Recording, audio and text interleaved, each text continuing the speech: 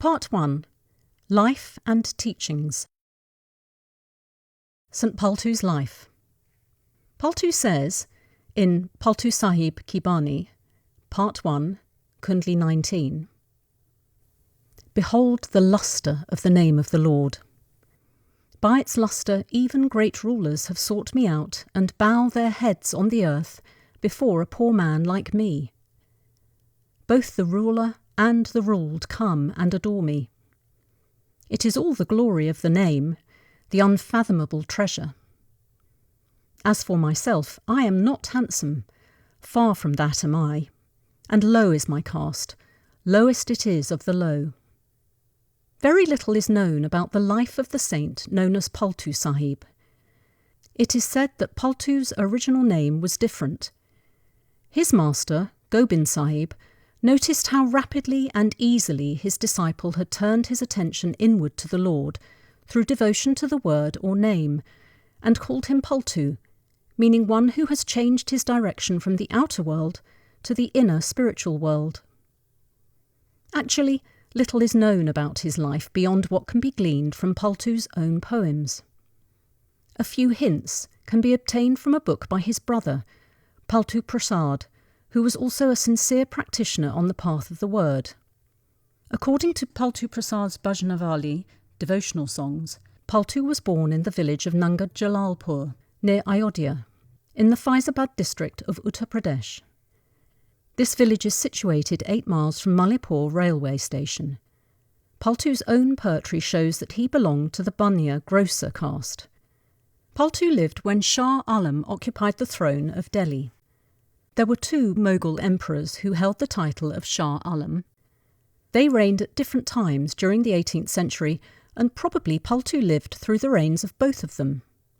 He seems to have lived for 60 years or more, and we may place his lifespan roughly between 1710 and 1780. One of Paltu's poems states clearly that he led a householder's life, and even today there are people in his part of the country who claim to be his direct descendants. Some say that both Paltu and his brother, Paltu Prasad, were initiated by Bika, a well-known saint of northern India.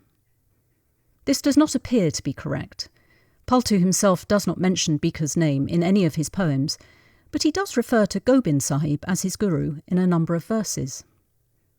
Paltu says in Part 3, Shabad 57, "Gobind Sahib has come to meet his slave Paltu in the lane of love." He also says in Part 3, Shabad 12, "Hail, Guru Gobind, I worship you. Seeing your lotus feet, millions of sinners have been saved." Paltu also says in Part 3, Sakhi 143, "In the garden of Guru Gobind, Paltu has blossomed as a flower." Paltu Prasad also states categorically that a master named Gobindji was both his own and his brother's guru. Regarding the spiritual teacher of Paltu, an interesting story is current.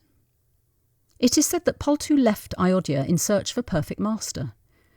When he came to Kashi, now known as Varanasi, he visited the great spiritual luminaries of the day. He first met Saint Gulal Sahib, who referred him to Saint Bika, but Bikaji sent him back. Then Gulalji told young Paltu to go to Gobind Sahib, who initiated him into the highest spiritual mysteries. Gobind Sahib was a spiritual guide, adept in the path of the word, as is borne out by Paltu's poems. Paltu Prasad goes on to say that after his initiation, Paltu swept aside all obstacles in the way of his spiritual goal. Ignoring caste restrictions and public criticism, he practiced meditation and devotion, and achieved the consummation he so devoutly desired. The goal of God realization was not achieved, however, without a difficult struggle to subdue the mind, for such is the law. Paltu recounts this struggle in one of his poems. Whether one is born a saint or an ordinary mortal, severe discipline is needed to control the mind and to realize the energy of the spirit. The difference between an ordinary mortal and a born saint, as Paltu undoubtedly was, is that a born saint reaches the highest spiritual region quickly, while an ordinary person struggles throughout his life. During Paltu's lifetime, Ayodhya, the place he lived in, had lost its ancient splendour and was only a small town. But being a legendary holy city, it was one of India's important places of pilgrimage. It had a large number of temples and was an important centre of Hinduism. In this stronghold of fanatical orthodox religion that was steeped in the formal piety of fasts, idols, holy waters and pilgrimages, Paltu's spiritual lustre revealed itself in all its grandeur and intensity. Right under the noses of traders in fake spirituality, Paltu gave true spiritual light to thousands, both rich and poor, learned and unlettered. Like a magnet, he drew sincere seekers to himself. People flocked to him and listened to his discourses day after day. They sought him and received from him a message and guidance that no ordinary mortal could have given. They heard his discourses with rapt attention and were deeply moved by his kind and saintly conduct, his open-hearted generosity and utter selflessness. This is clear from his poems, which also give glimpses of other aspects of his life. Paltu mentions in his poems that his followers included men of wealth and position, but he did not look upon it as a personal achievement.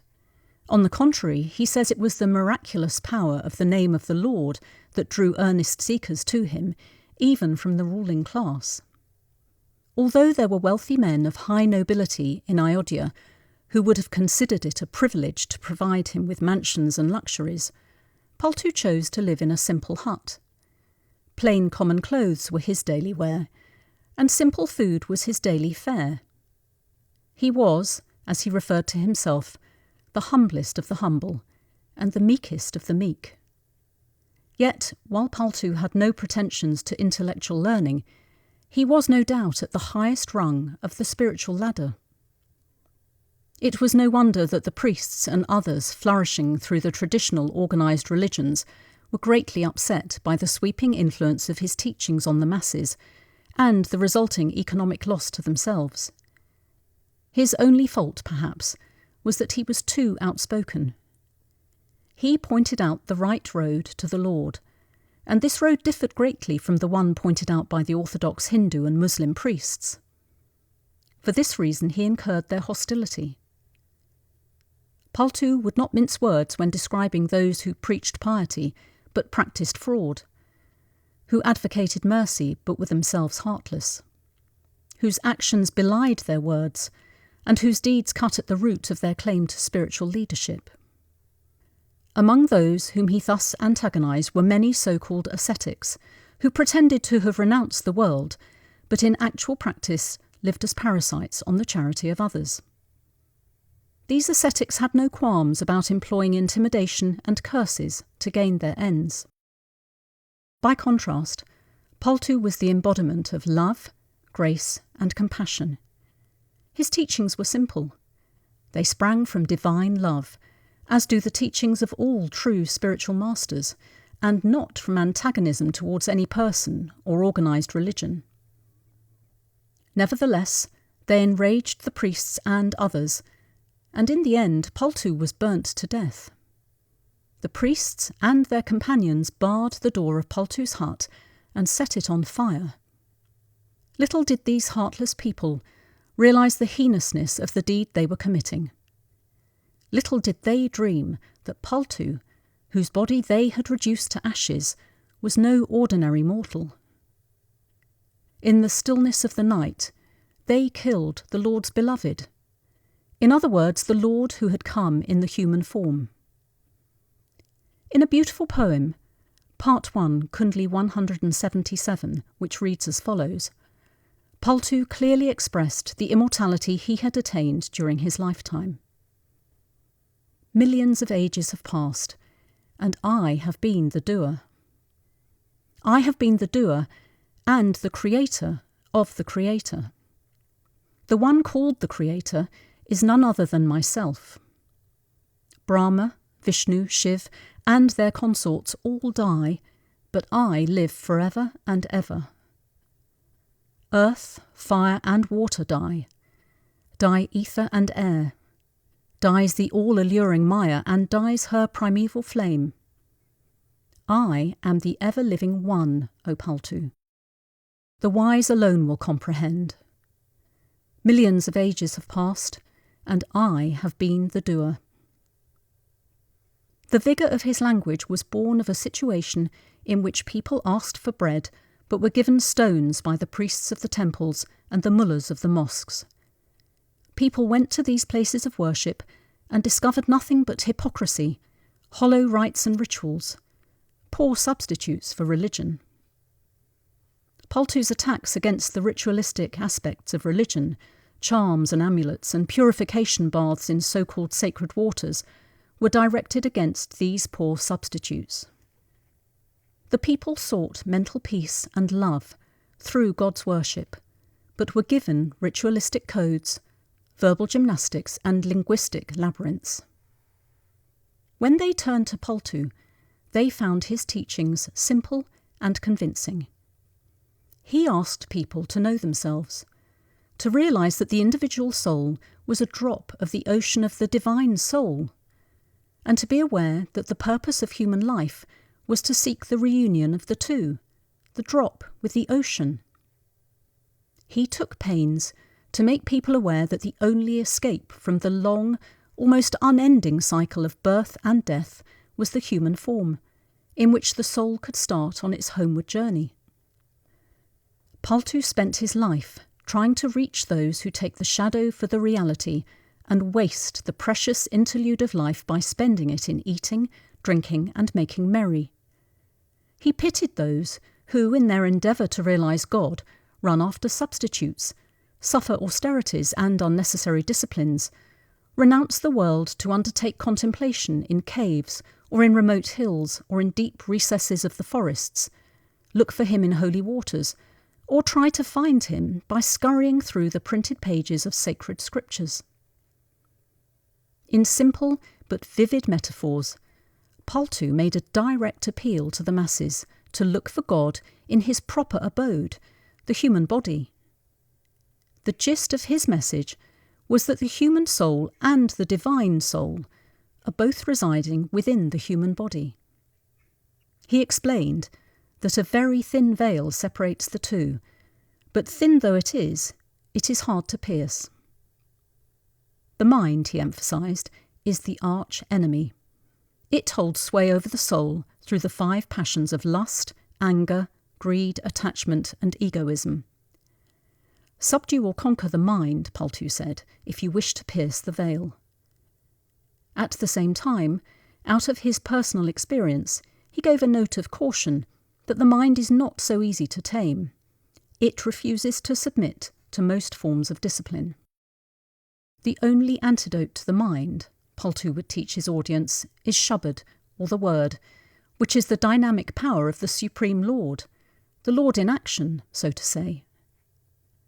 The mind is of the substance of Maya, or illusion, and is a veritable usurper, for though by itself inert, it draws its strength from the soul, and dethrones it in its own home, the human body. He further said that it has been so ordained by the Lord that to loosen the mind's grip over the soul, to untie the knot of the conscious and the unconscious, one has to have the help of a perfect master. Paltu defines such a master as one who is beyond the orbit of Maya, who has access to the Lord at will, and who is the embodiment of God on earth. In short, he is God in human form, who radiates love, peace and joy. A perfect master's mission is to put seekers and aspirants on the true path. Paltu says in Part 1, Kundli 4, "For the service and liberation of mankind, saints take birth. Saints take birth to lead people to the path of salvation." Since the word or Shabad emanates from regions beyond the orbit of Maya, it stands to reason that only an adept who has access to these regions is capable of ensuring union of the soul with Shabad. Paltu therefore emphasises the obvious when he exhorts true seekers to find a perfect master. The path, he says, is arduous and beset with great difficulties and pitfalls, which can be overcome only with the guidance of a master who has already traversed it. One is indeed fortunate if he covers this path in his lifetime. Paltu says in Part 1, Kundli 11, "Many speak of the name, but few have found it. Few have found the name, for its essence remains ineffable. He alone attains it who kills all earthly cravings." Although it is not generally known in the West, it has been accepted in the East for centuries that the Supreme Father has been coming to the world in human form at all times and in all ages. There is not one, but many beloved sons of the Lord who are known as saints. This point is also emphasised in the Sikh scriptures. Guru Ram Das says in Adi Granth, page 79, "Ever since the creation, in every age the line of Gurus has existed. Age after age continues the line of Satgurus who have taught the worship of the Guru's Naam. The mission of the perfect masters is to show sincere and earnest spiritual seekers the way back to their eternal home in the highest region known as Sachkhand, the abode of the eternal and the formless One. Paltu was one of these beloved sons." The style of Paltu's poetry. Paltu says in Part 1, Kundli 5, "He who brings the divine melody from the skies within is my master. He indeed is my master, and him alone shall I worship. In the strains of the word he remains absorbed, such is his state. Ever in communion with the Most High, he remains above hunger and thirst. He raises his consciousness to the realms of supreme knowledge. He is beyond Turiya. He has attained the supreme bliss of Sahaj. Uninterrupted is the current of his power within, even as the flow of oil that knows no break. If such an adept I find, O Paltu, both body and mind shall I sacrifice unto him, for he who brings the divine melody from the skies within is my master." Footnote: Turiya, superconsciousness. Sahaj, highest state of consciousness associated with the fifth inner region. End footnote. All the devotional literature of India is in verse. Paltu was a great literary craftsman in this tradition. He wrote poems that can be classified under 8 poetic forms: Kundli, Rekta, Julna, Shabad, Aril, Saki, Kakara, and Kabit. Paltu's Kundlis are celebrated for their freshness and spontaneity. They are generally 9-line stanzas in which the first line is repeated at the end to make the 9th, coming down like a hammer to drive the point home. Each Kundli contains one idea, with illustrations from life and mythology. The emotion is deeply spiritual and refined, and the verse has melody and rhyme that cannot be adequately expressed in translation.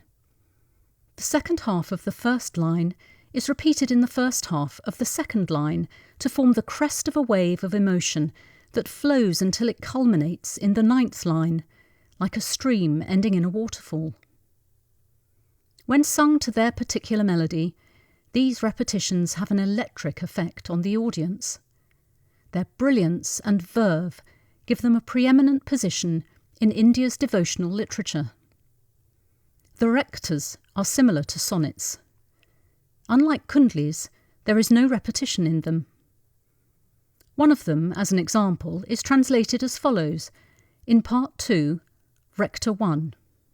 Paltu says, "Do you wish, O seeker, to be ferried across the ocean of phenomena?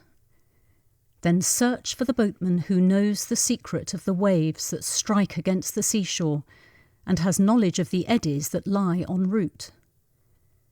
In his boat alone take your seat. Step firmly into that boat of the enchanting melody. Then will you be taken across without wetting your feet. But first be careful, O Paltu, to learn who is your boatman, and be sure of his mastery and skill, so as to sail across the sea of the world and reach the shore beyond. The Julnas are generally poems with an 8-line stanza. However, this principle is not rigidly observed.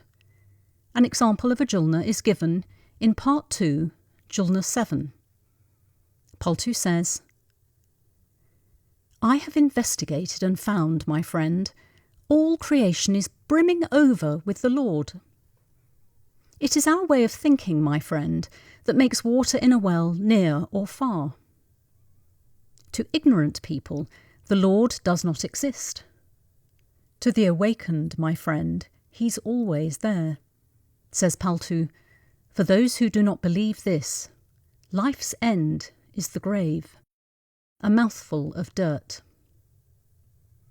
The Aril is a 4-line stanza. Its chief peculiarity is that the last line always begins with the words, Indeed I tell you, O Paltu, to emphasise the main theme of the poem. This drives the idea home with force, and the reader retains it in his memory long after the other points are forgotten. One of the Arils runs as follows.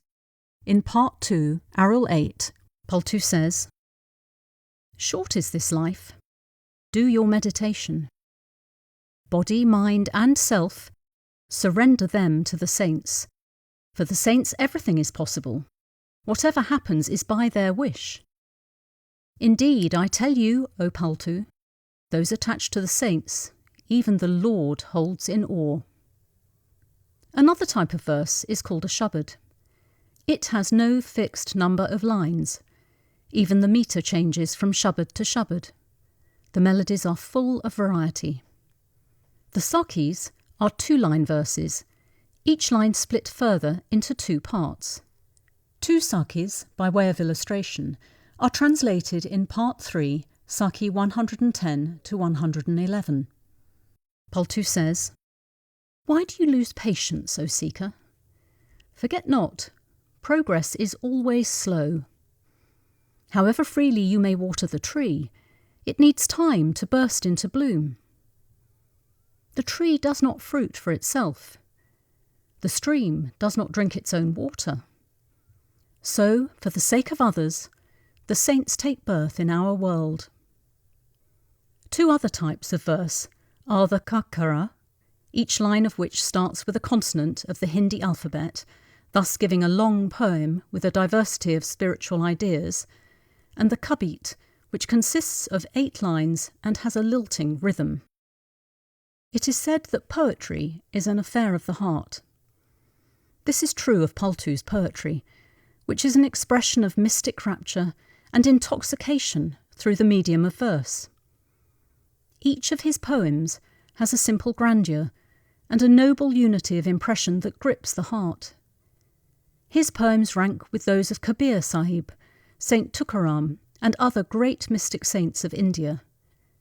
They appeal to the sophisticated reader no less than to the illiterate villager whose spirit is steeped in the devotional tradition of the subcontinent. He uses the language of the people, free from Sanskritized Hindi. The words he chooses are simple and are drawn from the daily life and conversation of the masses. Yet the spiritual themes of his poetry are deep and meaningful. Intensity is their hallmark, and their mission has transcendental aims.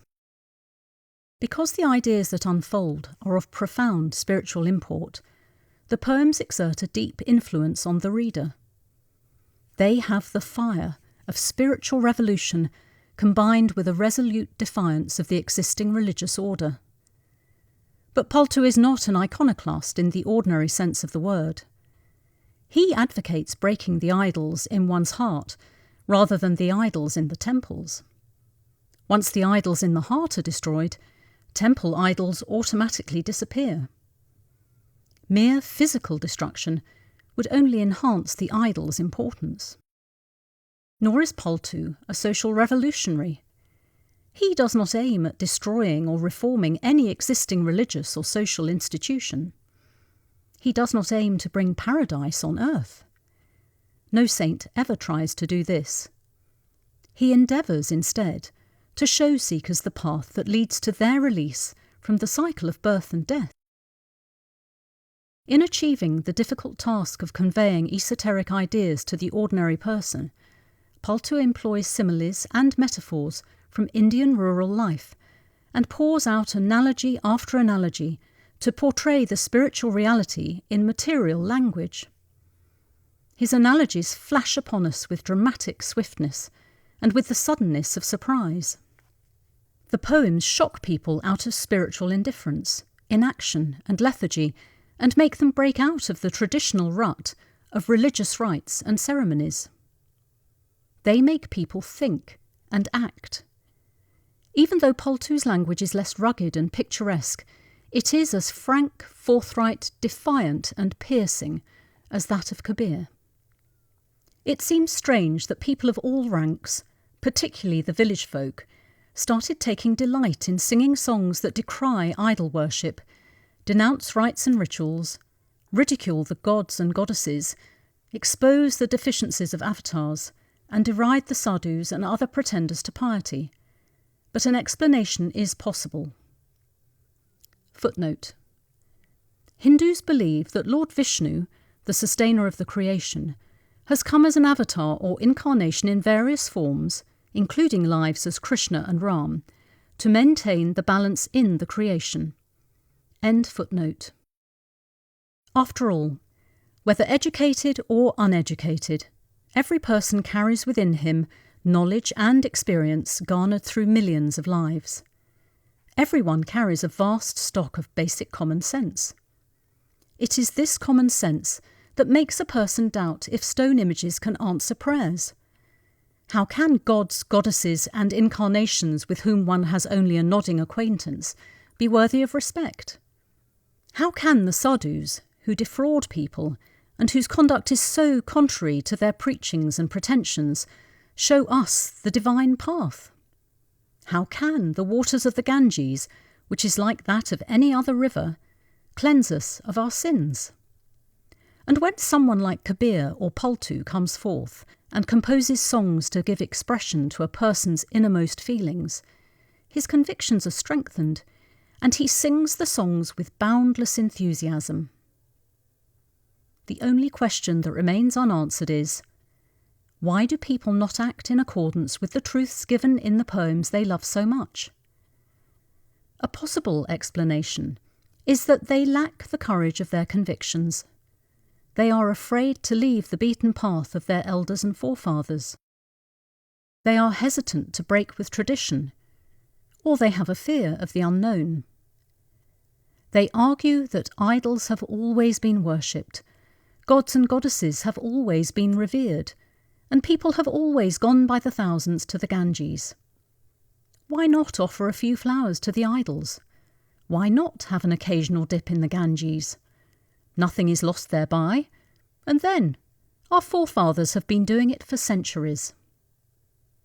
Whatever the reason, it cannot be denied that human nature is a bundle of contradictions. All our lives, we go on acting in contrary ways. The spirit is willing, but the flesh is weak. The record of human history proves this. Paltu's poems are calculated to remove that weakness and strengthen our willpower. They inspire strength, daring, and an uncompromising approach. Paltu's teachings. In Part 1, Kundli 170, Paltu says, "In the inner sky rings the music of the flute, and my soul goes into ecstasy. My soul has gone into ecstasy and has taken abode in the 8th palace. From there the melody of Sohung arises. Within it my soul is immersed. Many are the strains of that melody, waves of indescribable music. The sun and the moon have set, and in Sukhmana I laid my bed. I withdrew from this body of mine and attached myself to the melody within. Penetrating the 10th gate, the flame of my soul was awakened. Uninterrupted moves my soul within like the flow of oil, and day has dawned. In the inner sky rings the music of the flute, and my soul goes into ecstasy. Footnote: 8th Palace, highest realm of consciousness. So hung, I am he, the soul's cry in the 4th inner region on realizing its oneness with the Lord. Sun and moon, the light of the lower stages. Sukhmanar, the inner passage or route by which the soul current travels to higher regions. 10th gate, eye centre, also 3rd inner region. End footnote. Paltu was a mystic, but what are the attributes of a true mystic? A mystic may be described as a person capable of rising, through spiritual concentration, beyond the material and intellectual domain to that superconscious state that brings him face to face with the Absolute. The deep reality of one's being unfolds like an open book to such a one, and the profound mysteries of the universe lift their veil. Mysticism makes one aware that the kingdom of God is within the human body, and that this body is the temple of the living God. Only a true mystic, who already has access to the highest spiritual region, can put one on the road to that realm. He helps the seeker attain those everlasting lands of eternal bliss that lie within one, beyond the cycle of birth and death. The traditional forms of worship cannot rescue anyone from the miseries of this world, from the pain and suffering of the material universe. A higher power is needed to pull the spirit back to its original state, full of resplendence and rapture. This power is none other than Shabad, the word, variously referred to as Naam or the name, truth, Nad, sound, or Kalma, word. Mystic devotion differs from other devotional practices in that it leads to the realization that the human body is a microcosm of the entire creation. Within it are all the higher spiritual regions and the path to the Lord himself. There are mystics of various grades. The greatest of these, known as perfect masters, have reached the highest region. Consciously in tune with the infinite, as they are all the time, they alone are capable of taking their disciples to that region and enabling them to merge with the Lord. Paltu's poems reveal that he was a mystic of the highest order, a perfect master, capable of guiding his disciples to the goal of God realization. Dadu Sahib's couplet, Sakhi 17, is applicable to all perfect masters. With his own eyes has Dadu seen, whereas others repeat what they hear. It is a basic teaching of mysticism that though outward forms of worship may have some value, they cannot lead to God realization or save a person from the endless cycle of birth and death, which we call transmigration. They cannot rescue us from the pain and suffering of the creation or take us back to our home of eternal bliss. Paltu himself makes this very clear in one of his poems, where he hints that it is only the saints who know the true path. In part 2, Julna 14, he says, Yoga and other skills some practice. Some in asceticism seek the Lord. Some compose hymns and weave words to make catching rhymes. Some drink hemp and eat hemlock to enhance devotion. Some in caves remain hidden or lie buried underground. In the study of the Vedas, Puranas, and other books, some waste their time. Some praise the glory of the formless God without knowing him. From jungle to jungle, some wander as hermits in utter despair. Some castigate themselves and inflict numerous austerities.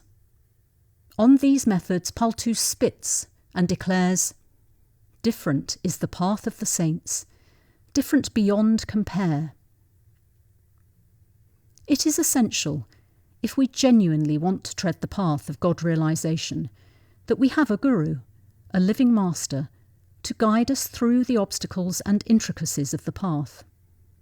This is especially so in the case of mysticism or the inner science of the soul, where one has to traverse spiritual regions beset with indescribable trials and temptations. Mysticism is not a path for the weak-minded. Easier by far it is to fight a battle than to seek union with the Lord, sings Paltu. It is not the path of the defeatist, of men and women who give up the world because they cannot face its difficulties. The highest form of mysticism requires the disciple to remain in the world, to discharge his worldly duties and practice the spiritual discipline in the midst of a hectic life. As Maharaj Jagat Singh says, "Enter the garden of the world, take a walk in it, enjoy the fragrance of the flowers, eat fruit and behold the beauties of nature. But do not get entangled in thorns and prickly shrubs, lest you get abrasions and wounds." As Maharaj Sawan Singh says, Sant Mat, the way of the saints, deals with facts only and not theories or beliefs. It lays down a practical course for its devotees. Practical through and through, it can be executed by young and old, male or female, wise or simple-minded, while at the same time enjoying the fullness of human life. Mysticism encompasses the conquest of the mind, control of the passions and senses, and a disciplined direction in life. It requires doing one's spiritual duties side by side with one's worldly duties, earning one's own living, and courageously facing all tribulations. It is not a task for the indolent, the insincere, or the undisciplined. What can strengthen the will of the seeker to conquer his mind? How can a seeker vitalize his moral fabric by redirecting his energy that is presently consumed in outward desires? What can bring greater harmony in social life? How can one fortify one's resolve to live a pure life and do one's duty without looking for the fruit thereof? What can sustain one in adversity? How can one purge one's egoism? These are the vital questions for which answers are found in the teachings of Paltu. Their practice could make a person worth his weight in gold. Concerning the balance between spiritual duties and worldly work, Maharaj Charan Singh says, "Our worldly duties and obligations are to be fulfilled along with spiritual practice. Sant Mat does not stand in the way of our normal business.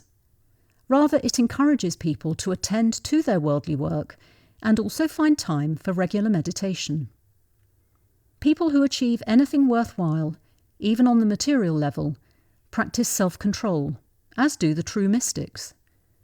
The conquest of Mount Everest and of the North and South Poles, for example, was the result of a long process of denial and discipline.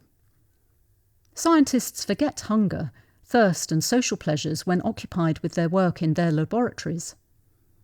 Artists, when inspired, forget material considerations amidst their paint and brushes, as do sculptors amidst their marble stones and chisels, and writers at their desks and typewriters. Paltu emphasizes the necessity of facing the world with bravery and steadfast determination. His is a message of courage, not of cowardice, of self-reliance, not of beggary, of sovereignty over the passions, not of surrender to them, of unbending will, not of weak resolve. He himself led a householder's life and conducted his mission in the crowded city of Ayodhya, a centre of pilgrimage thronged by thousands every year. He does not forbid us to do our duty as householders or citizens. All he calls upon us to do is to restrain our lust, control our greed, circumscribe our social life, clip the wings of personal ambition, shut out hatred, live honestly, practice meditation, and increase our devotion for the Master and the Supreme Father. These restraints and practices, far from inhibiting us, enable us to perform our duties with a stronger will. Thus, mysticism teaches us to make every effort to achieve victory over the mind. Its practice removes spiritual lethargy. It is a philosophy meant for people of courage and action. Mystic law is full of descriptions of inner realms of the spirit, which have to be traversed before the soul attains access to its eternal abode. Paltu bears personal testimony to these esoteric secrets that are also revealed by other great mystics. His lyrics throw light on the nature of mystic experience.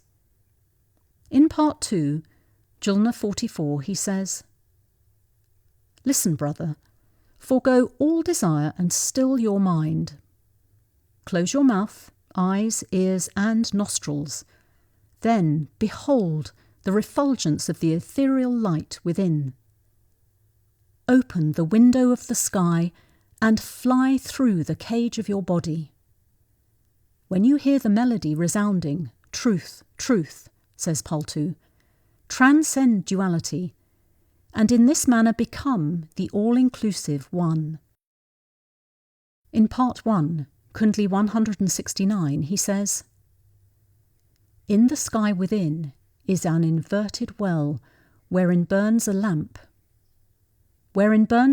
without a wick, without any oil. Day and night it burns, through the 6 seasons and the 12 months. One who has found a perfect master alone can see it. To the one without a master, this flame remains invisible.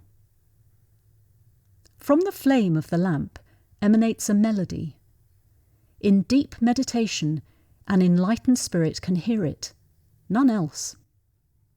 Whoever, O Paltu, hears its tunes is indeed the most fortunate. In the sky within is an inverted well wherein burns a lamp." In Part 2, Julna 55, he says, "I speak of the land, which has an opening in the midst of the sky. Within that land resides the monarch, whom you see without your eyes. Resplendent is his face, and his glory casts into shade 100,000 suns. O Paltu, who rings in that region sublime, and with that sound my heart is enraptured." In Part 3, Shabad 112, he says, "Behold, a swing in the firmament, O friend, a swing afloat in the sky. Lovely and pleasing fly the clouds, showering drops of gorgeous hue. Open the secret gates within, close those to the world outside. Behold, the lightning flashes and the clouds race in the sky. Roseate is their glow, suffused with orange of glorious sheen. The resonance of the word arises in swelling peals of thunder. As the winds blow into gales, sombre clouds thicken, and in the trances of the breeze, drops of crystal rain fall from the sky. And then the sky clears. Moon, sun, and stars in brilliance shine. Paltu ever shares with his beloved, O friend, the rapture of the swing divine." Like every other perfect master before him, Paltu does not merely talk of elevated mystical states, but also speaks in simple, practical terms about the path one must follow and what one must avoid in order to attain that inner transformation. Paltu's poetry points out the spiritual pitfalls of orthodox beliefs and external worship, and warns about the power of mind and maya, illusion. His poetry further explains where and how the Lord can be found, and urges sincere seekers to find an enlightened adept, a perfect saint, if they wish to traverse the path back to their spiritual home. Defiance of orthodoxy.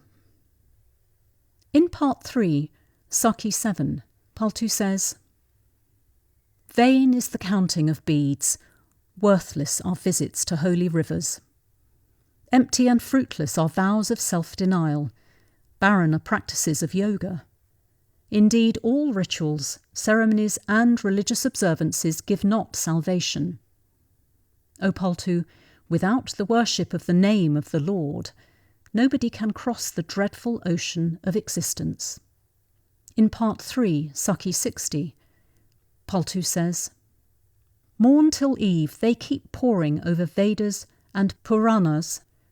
A whole lifetime they spend reading holy books. They visit holy rivers, and they die a fruitless death.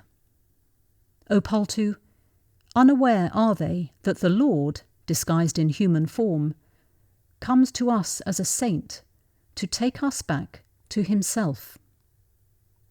Paltu began his spiritual teachings when India was in a state of uncertainty and insecurity. It was an age when thugs deprived pilgrims of their worldly wealth, and priests lightened the load of those who escaped the thugs' assaults.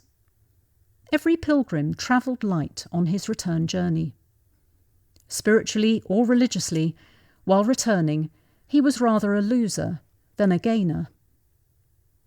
Paltu spared no effort in exposing the worthlessness of all external worship and the shallowness of those who thrived on caste restrictions, taking a mere touch or shadow of a fellow human being as contamination.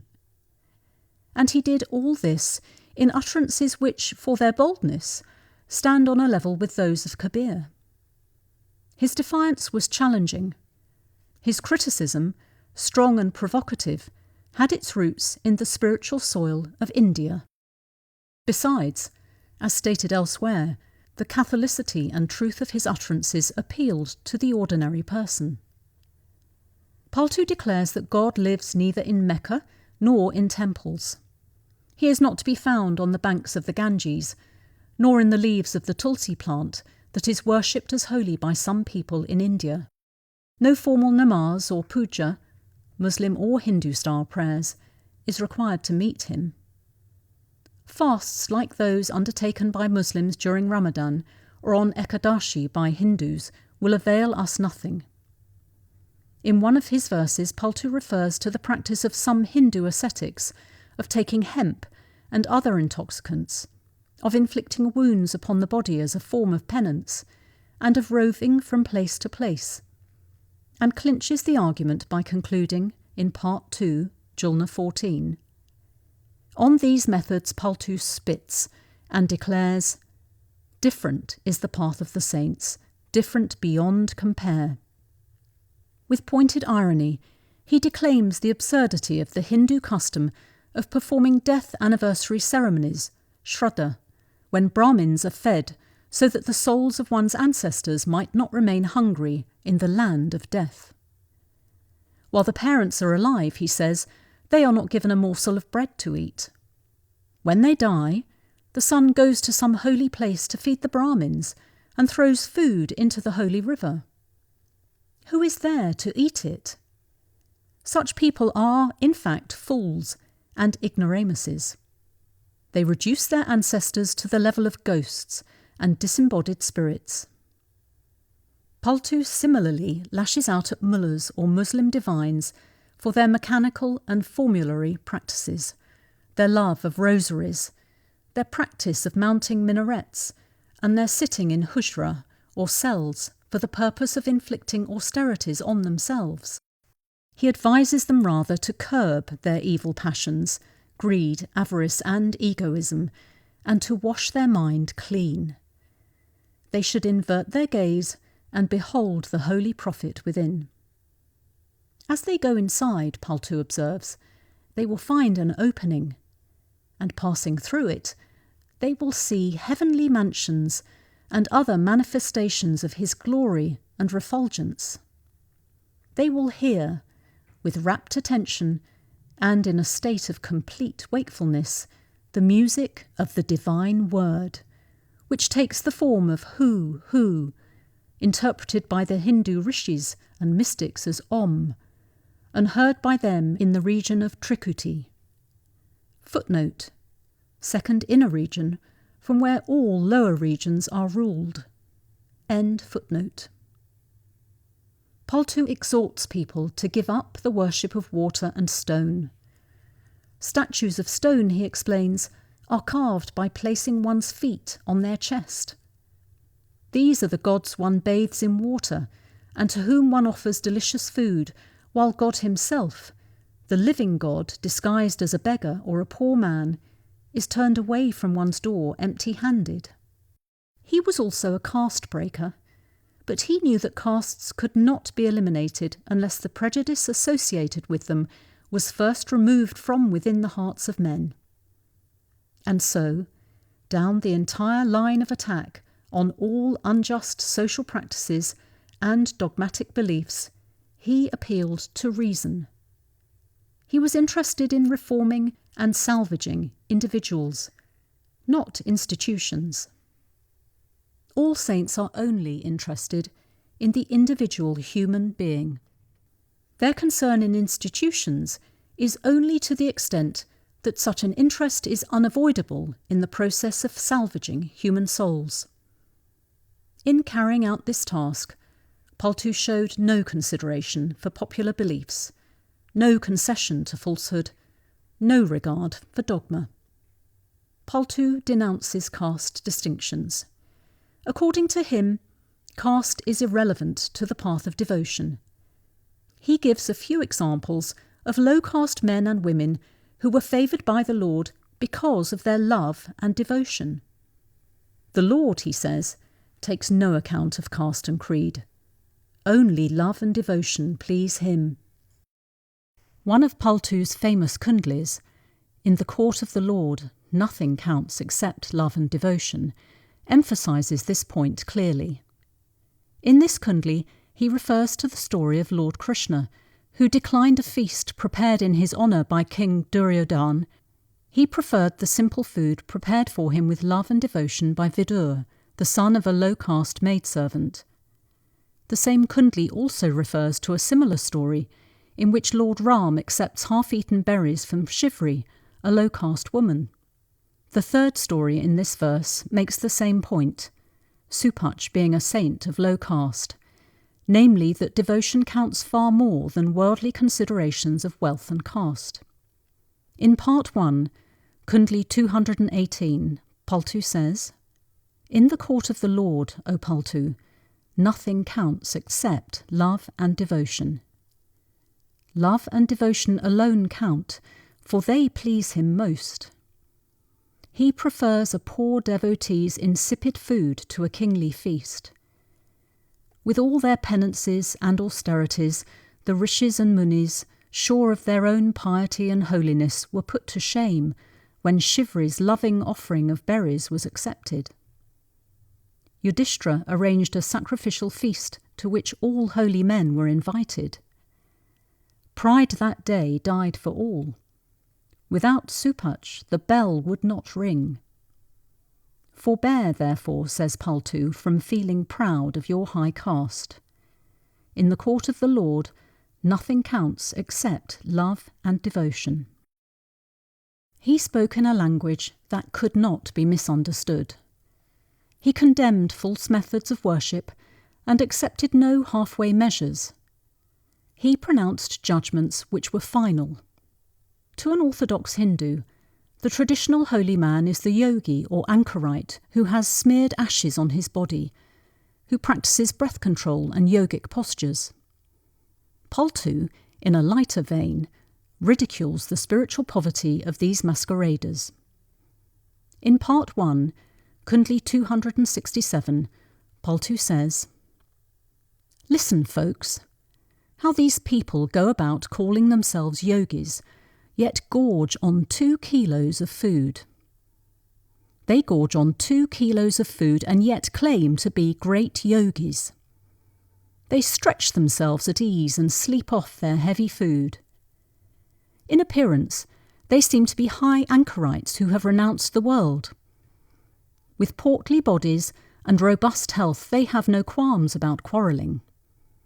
They engage in endless speculations, but lust, anger, and attachment are their fast friends. Have a look at their doings, O Paltu. Blacken not your face in their company.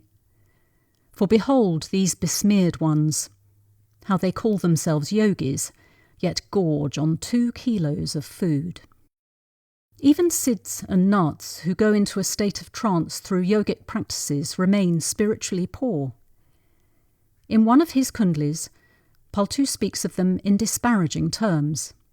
He glorifies the path of love and devotion.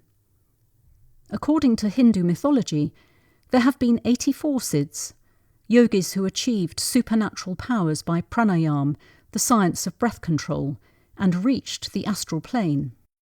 There were 9 sects of yogis of the Nath tradition who impressed the people by performing miracles, but whose access was limited to the lower stages on the spiritual path. Paltu points out that they did not progress far and were bereft of true devotion for the Lord. The Siddhi and Riddhi, yogic powers, that they commanded were mere tinsel, while the highest spiritual realms within, the abode of saints, remained inaccessible. Paltu discredited all authority but that of inner spiritual experience. He spoke out against all those who obstructed the way to the higher path.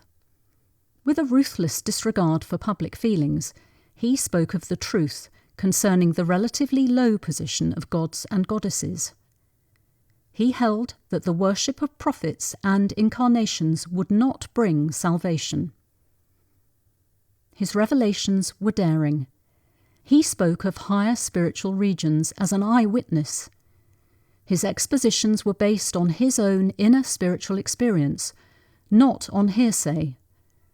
Thus he says in Part 3, Shabad 119, "I describe exactly as I see.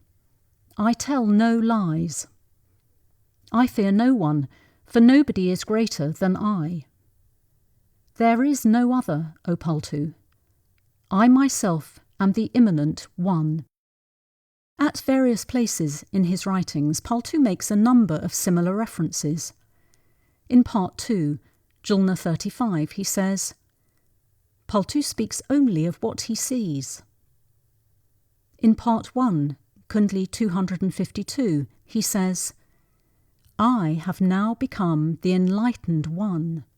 And in Part 2, Julna 58, he says, "I have, O Paltu, investigated on my own account." In one of his rectors, Part 2, Rector 67, Paltu says, "What do you inquire about, O seeker? I am a denizen of that place where there is no sun or moon, no night or day. The 3 attributes do not reach that far. The Lord of Judgment commands not there. No region can it be called. There are no Vedas, no air, no water. The god Shish cannot reach that realm, nor can goddess Shada ascend so high. Beyond the reach of intellect and comprehension, where neither the knower nor the known remains." Footnote: Guna, the 3 attributes or qualities of action, inertia and balance.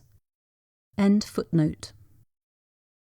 In the concluding part of the above rector, Paltu says, "The utterance of a saint can be understood by a saint alone."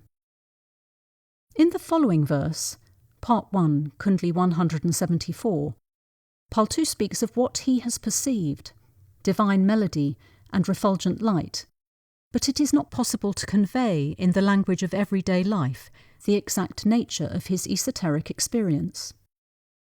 "I have pitched my flag on the summit that lies beyond the limited and the limitless. Beyond the limited and the limitless there resounds the endless melody. A flame is all aglitter there, and there, studded with gems, is the heavenly canopy.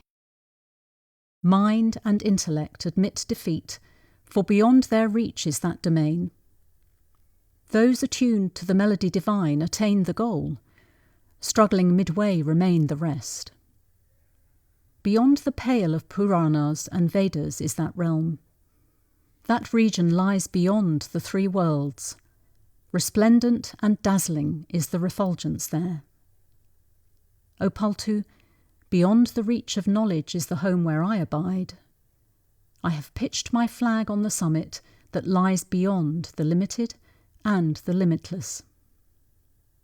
There are occasions when Paltu, sitting in the lap of Sat Purush, the eternal being, out of extreme joy and bliss speaks out, loud and bold, of his spirit's omnipotence.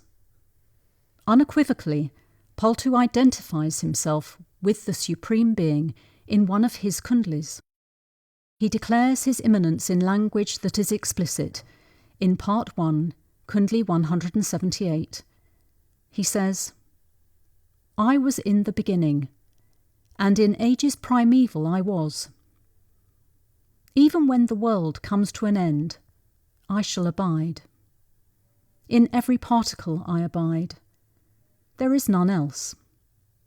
Brahma, Vishnu, and Shiv all are but forms in which appears my essence. I am the power that creates all, and I am the power that annihilates. In everyone I have my abode, and yet I live apart. Brahm and Parbrahm derive their power from me. The word Sohung sprang out of me, and also the flame thereof in Sun. Having taken up the human frame, I call myself his slave, and him my lord. But mine is the power that was in the beginning, and mine it will be when the world comes to an end. In each particle abides my quintessence. I was in the beginning, and in ages primeval I was." Footnote: Brahm implies both the physical, astral, and causal worlds and their ruler. Parbrahm implies both the spiritual plane between Brahm and Sachkhand and its ruler. Sohung, I am he, the soul's cry in the fourth inner region on realizing its oneness with the Lord. Sun, subdivision of the third inner region beyond the physical. End footnote. His statements are cryptic and at times difficult to understand. They are candid assertions that startled people and made them sit up and think. But they antagonized the priestly classes who flourished on religious credulity. Paltu seems to have maintained a continuous attack upon the entrenched religious interests through his entire ministry. Time after time, he stormed the very citadels of organised religion and exposed its pretentious piety. Paltu knew every fortification of organised hypocrisy. Whether or not he was educated in the worldly sense of the term, he had a thorough knowledge of the Hindu holy books and quoted chapter and verse to counter the defences of organised religion. He lashes out at hypocrites who pretend holiness but have blackened their hearts with evil. In one of his shabads, he exposes the spiritual hollowness of the so-called Brahmin priests. They kill living creatures and eat their flesh. They are heartless. They worship Kali, the cruel goddess who wants blood. Their caste mark is prominently displayed on their foreheads. Their ritual thread hangs from their shoulder, but within them is hypocrisy of the deepest colour. They are like the heron, who seems immaculate in his milk-white feathers standing on one leg like a devotee doing penance, but whose single-minded absorption is in the prey he is going to catch. Paltu says that unless the Brahmin sees the same Brahm in all living creatures, he is a base pretender to holiness. If he doubts Paltu's words, he says, he should check what is written in the Bhagavad Gita. Footnote: Song Celestial, one of the Hindu scriptures. End footnote. In another shabad, Paltu ridicules the Brahmin for popularising superstitions about astrological omens and auspicious days, while the Brahmin's own daughter, who was of course married at a holy moment, sits in her father's house as a widow. The Brahmin promises liberation to others and also showers benedictions on them, but himself lives in misery. He promises sons and daughters and wealth to others, but himself begs from door to door. Let the blind pay heed to what Paltu is saying, and get vision from his words of wisdom. Paltu does not spare the silent ascetics either. Though they observe silence as a means of spiritual practice, he questions what they gain spiritually by keeping their mouths shut. They indicate their requirements by means of signs. The heart within cries for speaking out, but they remain silent. Whom do they worship? The Lord is immanent. He abides in each and every particle. So the silence that the ascetics observe is pointless. The proper silence is that which is observed when the attention is turned inwards and the mind gets inverted. Inwardly detached, the true ascetic goes beyond all evil and repeats the holy words within without employing his tongue. Such is the silence which pleases Paltu. Polytheism and the worship of ghosts were other common practices against which Paltu raised his voice. He says in one of his kundlis, Part 1, Kundli 207, "In your own hand you take the axe and wound your own foot with a blow from it. You wound your own foot with your axe when you worship gods and goddesses. You serve the ghosts, forgetting the saints and perfect masters. O fool! You want to enjoy good health, but keeping away from nectar, you drink poison. You commit violence at the command of the mind, paving your way to hell. You have tied yourself hand and foot with a rope and are trying to swim. When you persist in your ignorance, how can anyone save you?" Says Paltu, "Listen to me. You have been blessed with the human body. Engage in love and devotion. Neglect not your primary duty. In your own hand you take the axe and wound your own foot with a blow from it." Even the reading of the Vedas is regarded by Paltu as a futile exercise for God realization. It is rather an entanglement. Paltu laments that by reading the Vedas and other holy books, people try to get esoteric knowledge, but they remain ignorant. The veil of illusion, Paltu emphasizes, is not torn by reading the holy scriptures or by worshipping gods and goddesses. None can awaken unless they meet an awakened one. That he should have done all this in the holy city of Ayodhya, a place of pilgrimage to which large numbers of orthodox devotees came every year, shows that Paltu had the fearlessness that characterizes all great seers. On this point he once again stands on the same footing as Kabir Sahib, who made his home in the holy city of Benares and hurled defiance at all orthodox religions and their rituals and ceremonies. Maya or illusion. Paltu says in Part 3, Shabad 133, "Maya, you are the darling of the world, but what do I need with you? Get out, you servile creature, don't step into my house." Suppliant, she stands before me, her eyes accentuated with makeup. She dances and sings. She plays the coquette, her tresses adorned with a strand of pearls. Finding Paltu ever alert and vigilant, crestfallen, she mourns and bewails, "What to do?" She muses, "The fellow is always absorbed in love and devotion. How can I tempt him and drag him down to his fall?" Then Vishnu sent miraculous powers and the treasures of the world to help Maya lure him. "All three worlds you govern," says Paltu, "but in my house your enchantments fail. O Maya, you think you can make me dance to your tune? Forget not that I am an expert in making others dance as I direct. What ruse can you play, O Maya, on one like me? I am Paltu, the grocer, who knows the pulse of the market." In common parlance, Maya is illusion. According to most Hindu thinkers, the world in which we live is unreal and insubstantial. no better than a dream. It is the glamour and power of Maya which befuddles man and makes it look real. But there are two other meanings of Maya. First, Maya is the consort of Kal, the negative power. In that capacity, she is visible only to the mystic and the yogi, and makes every effort to tempt seekers or mystics when they cross the spiritual regions. Maya may choose to appear in the form of a celestial nymph of exquisite beauty.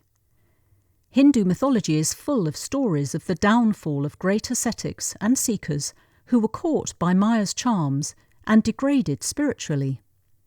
Secondly, Maya, to a person engaged in day-to-day worldly life, means the tinkle of gold and silver and the cravings of the flesh, lust and passion. It has cast such a wide net that it is almost impossible to escape its deceptions and temptations. It does not let a person know his real nature either. In fact, it is the spell of Maya that keeps people away from the Creator and keeps them running after the things of the creation, which are transitory in nature and cannot give enduring happiness. Only a saint who has surrendered his entire self and merged into the ocean of spirituality knows how to fight Maya. Paltu gives a vivid description in the lines quoted above of Maya's defeat at his hands. In another long Shabad, Paltu describes how Vishnu, the god of preservation, panicked about Paltu's spiritual attainment and summoned Maya to pull him down. In trying to do so, she barely escaped a beating at the hands of the grocer. Paltu describes how celestial nymphs are directed to decorate their bodies and tempt the grocer with their allurements.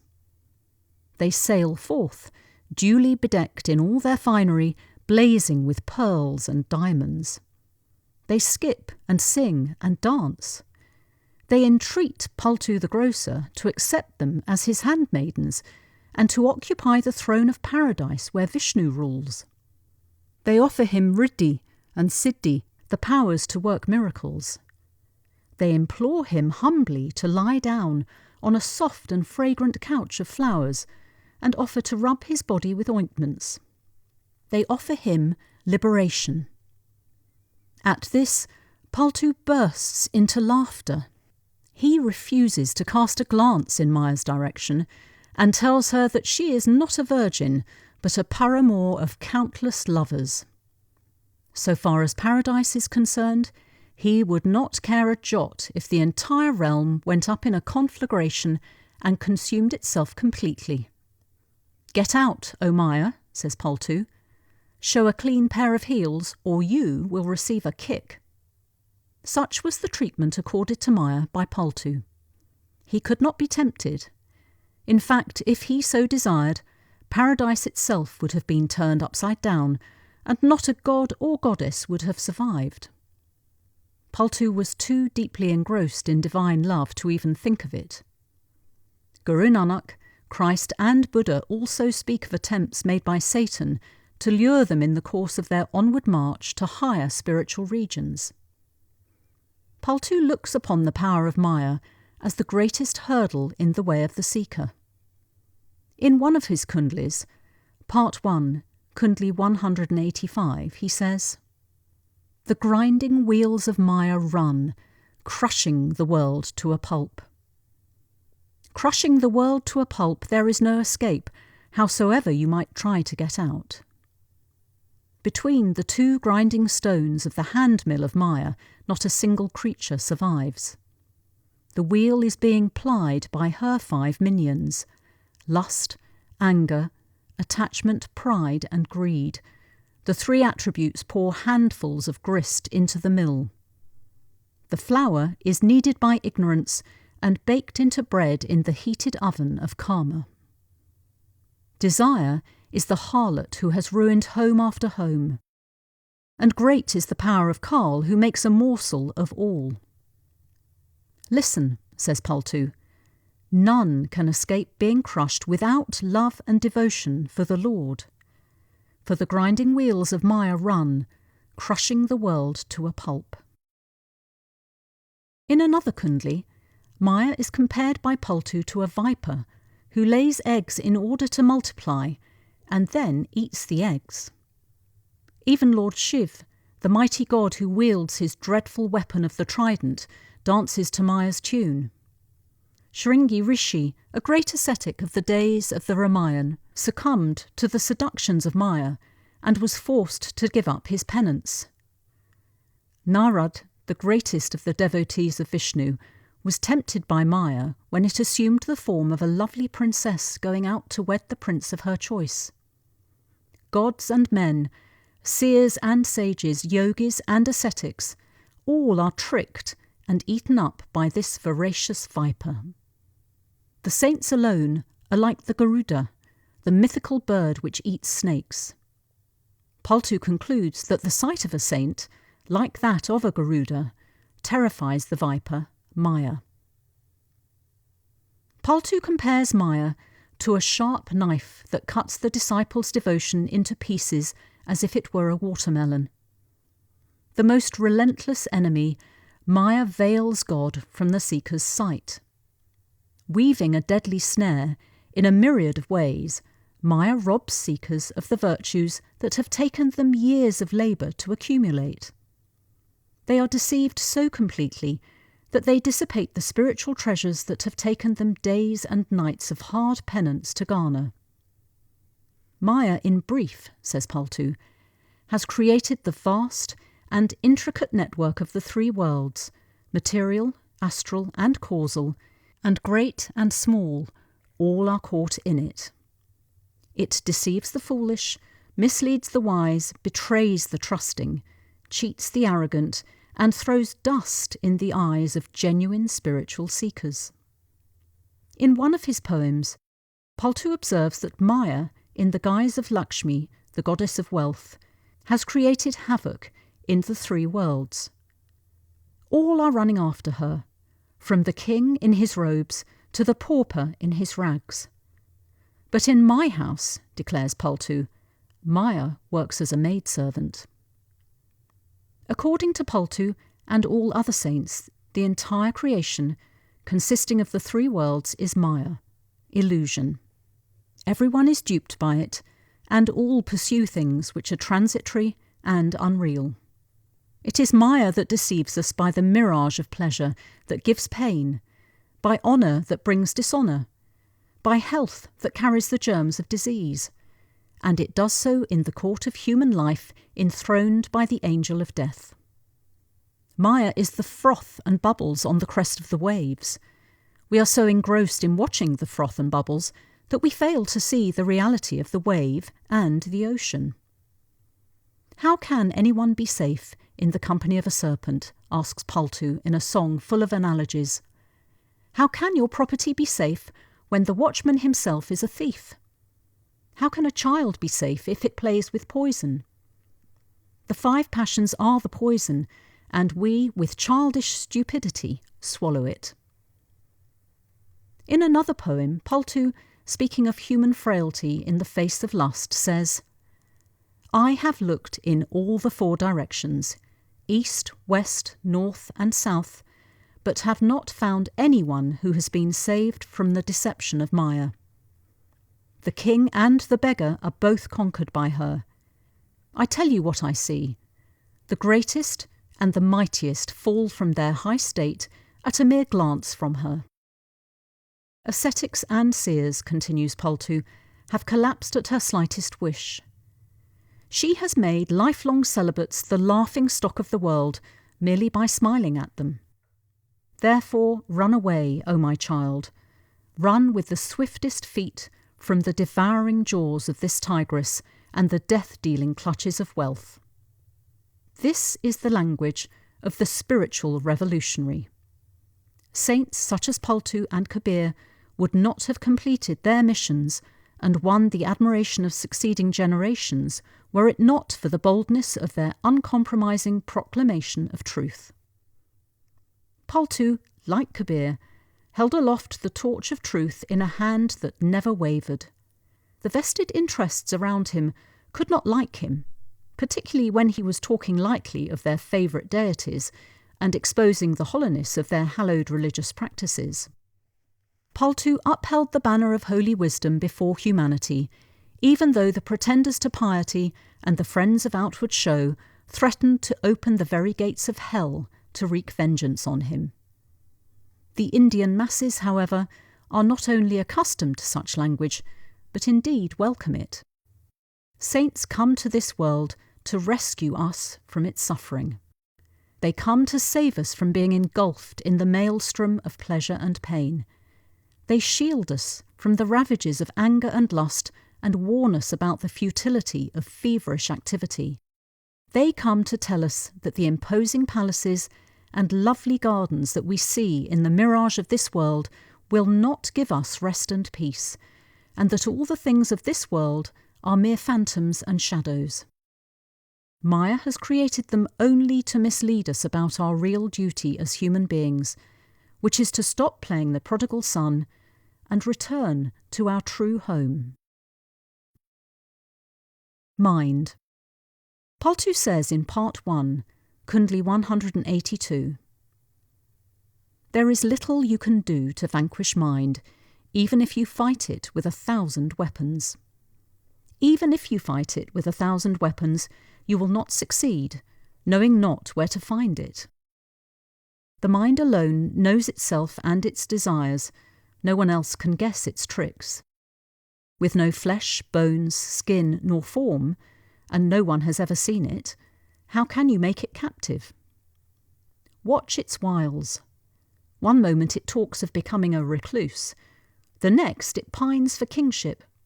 It weeps, and in a flash it smiles. In an instant it's as content as can be. In a twinkling of an eye, O Paltu, it covers 1,000,000 miles in its flight. There is little you can do to vanquish mind, even if you fight it with 1,000 weapons." Paltu allegorises the mind in some of his songs. In one of the Kundlis, Paltu gives a vivid description of people's misery in this world under the sway of the mind. All men and women, he says, are burning in a conflagration. If the king is a thief, how can his subjects hope for happiness? Day and night the king is engaged in thieving. His agents are the 5 passions, assisted by the 25 prakriti, or basic aspects of mind and matter that govern the human temperament. At all hours of the day and night, oppression is perpetrated in his kingdom. His subjects are in the clutches of lust, anger, and pride, and they cannot even run away from them. Shamelessly, in broad daylight, the king puts the halter of greed and attachment around the necks of his subjects whereby to hang them. He coops them up with the help of public opinion and ties them with the knot of the 3 attributes: indolence, activity, and tranquillity. What can the poor subjects do in a country, Paltu asks, where the king himself is a thief and the land is being consumed by a conflagration? In some other songs, Paltu says that the mind is like a vixen, a crow and a tiger because of its low and voracious desires. It is a criminal, a cheat and a snake combined in one. As Maharaj Charan Singh says, "The serpent of the mind is constantly sitting as a guard before the Lord's mansion, and, with its hissing, frightens away everyone who attempts to approach it." Saints tell us that mind is as definite an entity as the material world. In fact, it is Brahm, or the universal mind, that created the 3 worlds, physical, astral, and causal, and hundreds of similar sets of other worlds. The individual mind, through which we do all our work, has its headquarters in the centre between the 2 eyebrows where it is knotted to the soul. From here the mind operates, usually in an outward direction. Being a part of the universal mind, the individual mind does not enjoy in this world the state of happiness which it was accustomed to in its primeval home in Trikuti, the headquarters of the regions governed by mind. For this reason, it is always searching for happiness. However, it makes this search in the wrong direction. It is attracted by material objects and allured by material pleasures which, being ephemeral and short-lived, cannot give permanent satisfaction. The mind then starts on a fresh search for happiness. It fails again and launches out anew on a different venture. And this pursuit of an elusive El Dorado has been going on for unknown ages, but the mind has never succeeded in its object of attaining permanent peace and happiness. Maharaj Jagat Singh says that the mind is never satisfied with the things of this world. Only the shabad, the word or name, can give it real and lasting satisfaction. He says, "It, the mind, is, however, never satiated. The more it gets, the more it desires. It perfectly realises that the reaction of all sense enjoyments is pain, sorrow, and dejection, yet it persists in its silly pursuits. But what is the remedy? It will readily give up all if we supply it with something sweeter and more absorbing than the worldly pleasures. That something is within us, in our own body." In the Adi Granth, page 415, Guru Nanak emphasises the same point. Our mind is like a rogue elephant crazed with notions of its own might. Attached to Maya's illusions, it wanders in the jungle of life, running here and there in terror of death. But he who follows a guru finds the home himself. Without the guru's word, the mind is not stilled. Repeat the supremely immaculate name divine. Abandon other ways and the bitterness of the ego. Essentially, the mind is the real enemy, and a supremely formidable one with which a devotee on the path of spiritual progress has to wage a ceaseless war. In the Dhammapada, a classic Buddhist text, it is stated that whatever harm a foe may do to a foe, or a hater to a hater, an ill-directed mind can do far more. Mind, according to the Buddhists, is drawn towards 10 kinds of evil, namely, killing, stealing, sexual misconduct, lying, slandering, harsh speech, vain talk, covetousness, ill will, and false belief. The mind usually directs its attention towards the material world. It seeks and treasures the creation rather than the supreme creator. It enjoys the pleasures of the senses and is apt to be always influenced by one or another of the 5 passions.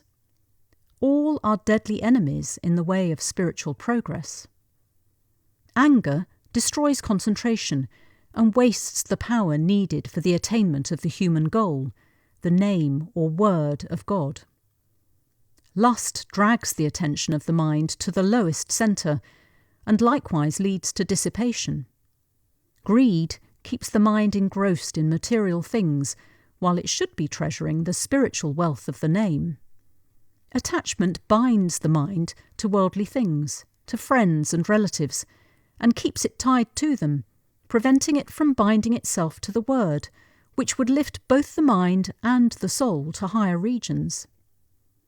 Egoism makes the mind imagine that it is the doer of everything, that it can accomplish whatever it wants, and that it is the lord and master of itself.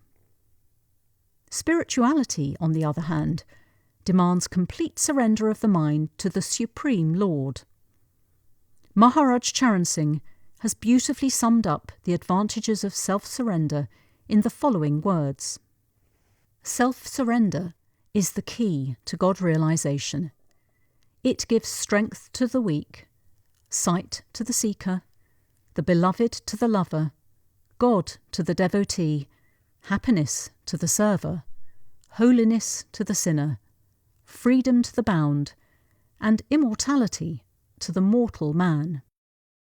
Without such surrender, real spiritual progress is impossible. Mind must give up its arrogance and acknowledge the supremacy of the Lord. For the Lord searcheth all hearts, and understandeth all the imaginations of the thoughts. If thou seek him, he will be found of thee. In reality, as Maharaj Sawan says, "The world does not worship the Lord, but worships the mind, because it obeys the dictates of the mind." And Baba Jemal Singh says, emphasizing that the mind is our enemy, "To follow the illusions of the enemy, the mind, is a grave, senseless, careless and foolish act." Why is the mind our real enemy? Because the mind's desires are for created things and not for the Creator, and these desires take us away from the Lord. What we desire, we get attached to. If we desire worldly things, we get bound to them, and after death we go back to where our desires are. If our desires are of the world, we come back to the world. If our desire is for the Lord, we go back, maybe by stages, to the Lord. It is simple logic. It is for us to choose what we really want: ephemeral pleasures of the senses or permanent spiritual bliss. Maharaj Charan Singh speaks of the mind as follows: "The real wealth lies within, but the mind wanders without. It remains lost in objects outside the body. It pursues the shadow and misses the substance. It follows a mirage that ever remains beyond its reach. The powers of the mind are here like rays of light that are dissipated. When they are concentrated, they illumine." The desires of the mind are truly insatiable. Its greed for wealth, power and authority is often formidable. In the fulfilment of its ambitions it may, and often does, commit many unkind, even cruel or criminal actions, and for these we have to pay heavily in the next birth. Consequently, we return to this world and create more desires and make further payments. Action and reaction is the law of nature, and for every harmful or evil act we do, we have to pay the penalty. Our mind is given to the pursuit of pleasure. Since it does not obtain it internally, it runs after it externally. The worldly pleasures being transitory, the mind flits from one object to another and refuses to be stilled. St. Augustine has said beautifully that the heart of man is ever restless until it rests in him. If, however, through spiritual discipline one listens to the melody of the divine word, and through the grace of a perfect master develops the taste for this melody, one's mind, instead of being an arch enemy, turns into a good friend and starts helping the soul on its higher spiritual journey. Henceforth it becomes calm and inward-oriented. Sant Dadu Dayal, expressing the same understanding, says in one of his verses, Dadu Dayal Ki Bani 1:10, "Dadu, O foolish one, restrain this mind, keep it confined within. The mind runs amok like an elephant. Control it by using the goad of the name." Guru Nanak emphasizes that if one wants to get free from the snares of the mind, one should love the Lord as the rainbird loves the rain. He says on page 60 of the Adi Granth, "O mind, love the Lord as the rainbird loves the rain. The ponds are full and the earth is green, but to no avail. It yearns for a drop of rain from the clouds." When the mind gives up its evil tendencies, Paltu observes, it is called Suman, or the good mind. Then it becomes the disciple's greatest friend. He says, in Part 1, Kundli 125, "Only when the mind turns inwards can bliss be obtained. Futile are its outward tendencies. Futile are its outward tendencies. If only the mind turns within, then day and night it is wrapped in ecstasy, constantly engaged in meditation. Knowledge surges within as an ocean, wherein myriad waves arise. Access is attained to Tribeni, the confluence of Saraswati, Ganga and Yamuna. In the company of the saints, having cast the dice of surrender, the mind wins the prize of the word. It blossoms in joy and love, lost in ineffable rapture. Be prudent and discreet, says Paltu. Adhere firmly to the true name of the Lord. Only when the mind turns inwards can bliss be obtained. Futile are its outward tendencies. Footnote. Tribeni refers here to the confluence of three inner currents of the soul. End footnote. Mind, says Maharaj Charan Singh, revels in the pleasures of the senses. It can be weaned from them only when it gets something supremely superior, sweeter and nobler. The saints say that this something is the divine melody, the audible life stream, the voice of God, the Holy Ghost, the Word, the Logos, the Name, that ceaselessly reverberates at the third eye. It is by listening to this music of the Word that the pleasures of the world become insipid and the mind is automatically detached from them. External worship. Paltu says, in Part 1, Kundli 203, the boy is hiding within the house, but his mother is searching in the mountains. She is searching in the mountains, and she seeks him not in the house. She keeps fasts, undertakes pilgrimages, and hunts for him everywhere. She is herself in delusion, and she listens not to what others say. The boy is hidden within the house, yet she devises ways to seek him outside. Deluded, she wanders in search of him. Bewildered, she roams from place to place. She meets not her child. Alas, all she finds is water and stones. The only escape from this delusion is the company of the saints, O Paltu. The boy is hiding within the house, but his mother is searching in the mountains. Paltu points out that God, the true husband of the soul, resides within the heart of each person. How sad! The elixir of life is within the seeker's reach, but he is wandering about in search of bitter wild fruit, which is not even edible. External worship is a chimera that leads the seeker nowhere. Surrender to the Lord's will and a search within, Paltu points out, alone can lead to God realization. God, he says, is everywhere and in everything. However, he has to be first discovered in one's own heart. And the secret of how to find him in the heart, through love and devotion, has to be learned from a living master. Through the practice of the name, the seeker's inner eye will be opened. He will then realize the uselessness of external worship. Paltu brings out the futility of external forms of worship in many of his poems.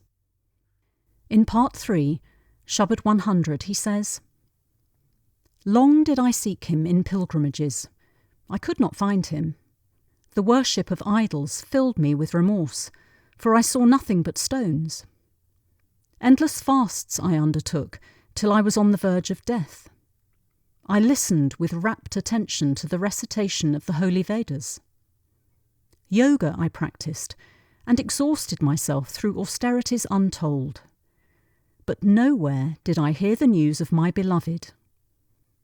In vain did I repeat various names, undergo penance, and count the beads of the rosary. I searched for him in the 6 systems, but none could reveal to me the secret. All of them emphasized the company of the holy ones. As I put myself under the charge of the Master, he himself undertook to do what was needed. Paltu, your slave attained the loved one at the lotus feet of the Master. Footnote. The 6 systems of Hindu philosophy: Nyaya, Vaisheshika, Sankhya, Yoga, Patanjali, Mimamsa, Vedanta. End footnote. The same truth is expounded by modern Indian saints. Maharaj Jagat Singh says, Sacrifices, austerities, charities, pilgrimages, and other similar acts, though they may be good and virtuous, do not take us out of the cycle of transmigration. We have to be born again in this world to enjoy the fruits of these actions. Maharaj Sawan Singh goes further to say, the ritualistic part of all religions is blind and misleading, no matter what the religion might be, whether our own or of other people. And Maharaj Charan Singh reiterates the same thing in the following words. God remains a mirage to all who seek him by external means. In another outspoken poem, Paltu ridicules idol worship, saying that the stones from which idols are made were trampled underfoot before they were made into idols. He says, "You worship images made by your own hands, and these you make from the very stones which you have many times trodden underfoot. You bathe them and offer them food, while God in human form passes hungry by your door, and you have not mercy enough to give him a morsel of food. I beg of you, give up the worship of stone idols and water, my friend. Go with humility and devote yourself to a perfect master. Then you will find the Lord." Paltu also denounced animal sacrifice. "The Lord resides in every living being," he says, "and you spill his blood for the sake of these images. You offer animals to a goddess, but it is these deities who keep their foot firmly planted on your chest to prevent you from attaining the Lord. In fact, you worship your worst enemy." Because the whole world is misled by external religious practices, all perfect masters declare emphatically and in clear terms that they are all worthless. In one of his songs, Guru Nanak also exposes the futility of the various external practices that go by the name of religion, and elucidates the right mode of worship. In Adi Granth, page 730, he says, "Religion lies not in the patched coat the yogi wears, nor in the staff he bears, nor in the ashes on his body. Religion lies not in rings in the ears, nor in a shaven head, nor in the blowing of the conch shell. If you must the path of true religion see among the world's impurities, be of impurities free. Religion lies not in visiting tombs, nor in visiting places where they burn the dead, not in sitting entranced in contemplation, nor in wandering in the countryside or foreign lands, nor in bathing at places of pilgrimage. If you must the path of true religion see, among the world's impurities be of impurities free. When a man meets the true Guru, his doubts are dispelled, and his mind ceases its wanderings. Drops of nectar pour down on him like rain. His ears catch strains of Sahaj's celestial music, and his mind is lit up with knowledge divine. If you must the path of true religion see, among the world's impurities be of impurities free. O Nanak, the real yoga is to die while living." Kabir Sahib, writing about the futility of external worship, says in Songs of Kabir, page 90, "There is nothing but water at the holy bathing places, and I know that they are useless, for I have bathed in them. The images are all lifeless, they cannot speak. I know, for I have cried aloud to them. The Purana and the Quran are mere words. Lifting up the curtain, I have seen." Kabir gives utterance to the words of experience. He knows well that all else is untrue. And in Songs of Kabir, page 91, Kabir Sahib says, "I laugh when I hear that fish in water are thirsty. You do not see that the real is in your home, and you wander from forest to forest listlessly. Here is the truth. Go where you will, to Benares or Mathura. If you do not find your soul, the world is unreal to you." Guru Nanak exposed the hollowness of the thread ceremony in the Adi Granth. So did Paltu in his Kundlis. This ceremony is enjoined on high caste Hindus, who are called twice born. The second birth is when a Hindu child is given the sacred thread and is initiated in matters pertaining to religion and spirit. The term twice born is significant. Being born again is a phrase which has been used by all saints throughout India to denote initiation by a guru. The first birth is a physical birth, when one lives mostly under the impulse of the senses. The second birth is the spiritual birth, when, after receiving the truth from the spiritual teacher, one's soul takes the inward and upward journey to its real home. The sacred thread is symbolic of the thread of Ram Nam, the name or the word of God, with the help of which the initiated one is expected to tread the higher path. It is interesting to note that the Zoroastrians have the Navjot ceremony, which is identical with the thread ceremony of the Hindus and has the same significance. But today, the true meaning of the thread ceremony, as of other rites and rituals, has been forgotten. They are no more than empty shells, which are of no use spiritually today. Paltu illustrates the futility of such practices. In Part 2, Rector 95, he says, "Wearing a sacred thread, you have become a Brahmin. But I've not seen your wife wearing anything of that sort. In your very house lives a low-caste woman, and you are eating the food prepared by her. Tell me, O Brahmin, how are you going to account for it?" How can any spiritual harvest be reaped when symbols lose their meaning, rites their purpose, rituals their import, parables their significance, analogies their implication, allusions their context?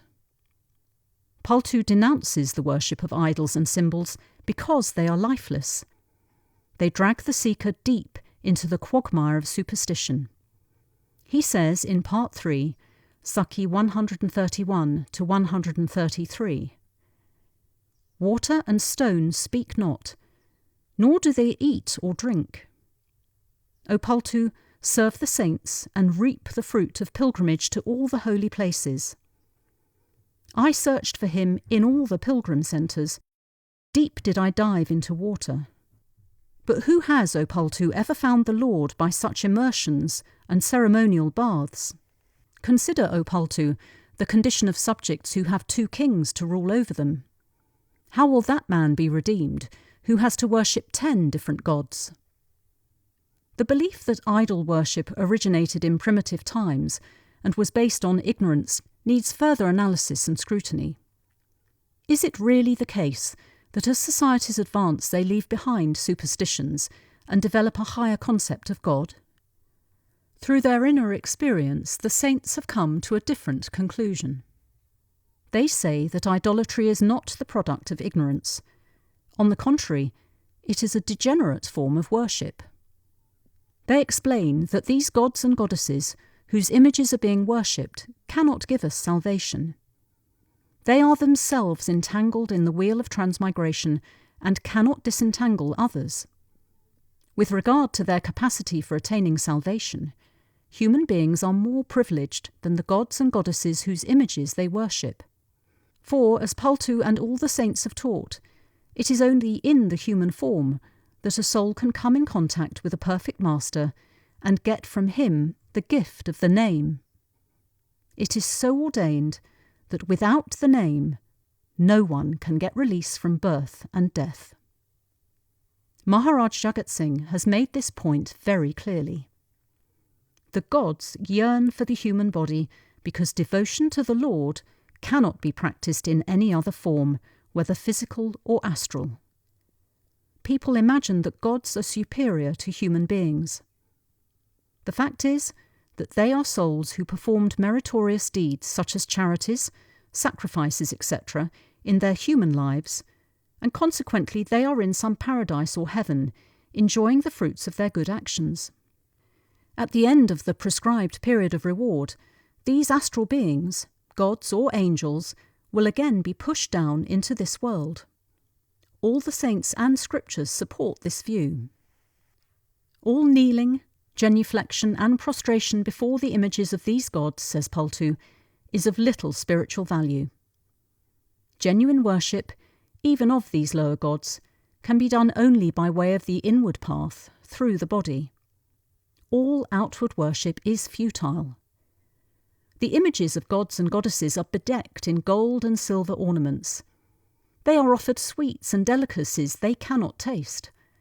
They are offered flowers whose fragrance they are powerless to inhale. Paltu also deprecates such worship for an even stronger reason. Devotion to these gods is generally undertaken for worldly gain. Vishnu is worshipped for preservation, Shiv for a peaceful death, Lakshmi for wealth, Saraswati for learning, and Ganesh for a blessing on all auspicious occasions. Paltu minces no words in denouncing this form of worship as graceless selfishness, with nothing elevating to balance it. Those who run about visiting places of pilgrimage and bow low before different idols are like people of loose character who run after countless lovers. He says, "As a harlot remains barren through knowing many men, so do devotees of many gods remain spiritually barren.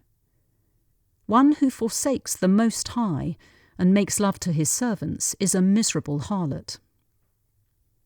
In spite of such ruthless condemnation by Paltu and many other saints, idolatry in one form or another still continues to flourish in the world. Paltu also exposes the hollowness and futility of reading holy books and scriptures and holding debates and discussions on religious matters. Such practices, according to him, hardly open our eyes to the treasures within. He therefore says, in Part 2, Julna 59, "The Vedas and the Puranas the pundit reads day and night, and opens the shop of vain discussion and idle chatter. But to Maya is his mind sold at a public auction. He lays claim to interpret holy books he does not understand. Empty of spiritual treasure is he, an utter beggar in holiness." Exposing the learning of religious scholars and pundits and their hollow claims to give light to the world, Paltu narrates an interesting story. Once there was a blind king, and all his subjects were also blind. One day the king, together with his subjects, set out on a journey, and soon they came to a spot where they had to cross a river. The king, because he was the king and the leader, could not afford to hesitate, so he started to wade through the river, and his subjects held on to his shoulders. But soon the river deepened, and the king asked his subjects to wait while he himself went ahead to measure the depth of the river to determine if they could cross. So the king went ahead, but he was caught in a strong current and drowned. The subjects made a great hero of the king and loudly lamented the loss of such a great leader and mighty prophet. They immortalized the blind and foolish king. This is what people of the world do when they immortalize someone who is as blind as themselves.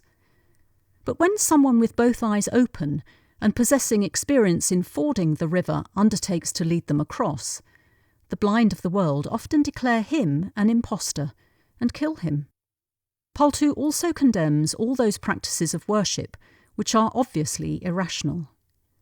Consider, for example, the feeding of Brahmins after the death of a parent or a grandparent. Paltu points out that while the aged relative was alive, he was given little to eat. Now that the person is dead, the son travels all the way to some holy place and offers food to the priests there, fancying that it reaches the dead relative in heaven. A death anniversary of an ancestor, in effect, becomes a family festival where Brahmins and members of the family overeat sweets and their favourite dishes. Again, Paltu denounces the worship of ghosts, goblins, evil spirits, etc., and also deprecates other superstitious practices which go under the name of religion. In one of his Julnas, Part 2, Julna 64, he says, "Those who worship ghosts and jinns are born again and again as spirits. They wander bewildered as disembodied entities, such is writ large as their fate. The housefly shuns the flower, but goes and sits on refuse and excreta. For love of their ancestors, some worship their spirits. They go where their dead ancestors' spirits are.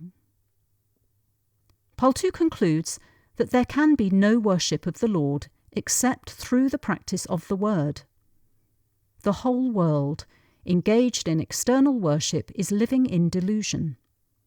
In fact, every human being carries within himself everything that is needed to travel along the homeward path. All that he has to do is go to a living master who can open the inner gate that leads to the way. There is no need to go anywhere else in search of the Lord. Yet, what man-made places of worship are left unvisited? What outward search is spared? What learning is ignored in misguided efforts to find the way? Paltu says, in Part 1, Kundli 192, "Food is before him on the platter, but the hungry man does not eat. I am dying of hunger," he yells. Who is going to put food into his mouth? A lamp with wick and oil is before him, but he doesn't bother to light it. The husband is sleeping by her side, but the wife goes in search of him in distant lands. The path is straight, O Paltu, but the traveller stumbles at every step. To whom do you give water when the traveller has already died of thirst? Paltu emphasises that the path to knowledge remains unexplored, the way to wisdom uninvestigated, and the high road to bliss untrodden, because only a saint, the Lord in human form, can show the path. The Temple of God. Paltu says in Part 3, Shabad 7, "O Bairagan, you have renounced the world to seek the Lord. Listen to me. He is there within you. You have forgotten the home. He lives inside the body as butter in milk, but without churning the milk you cannot obtain it. As fragrance is in the flowers, yet without a proper process it cannot be extracted, as red dye is inherent in the henna leaf, and as fire lies hidden in firewood. As water is in the soil, but cannot be drawn unless one digs for it.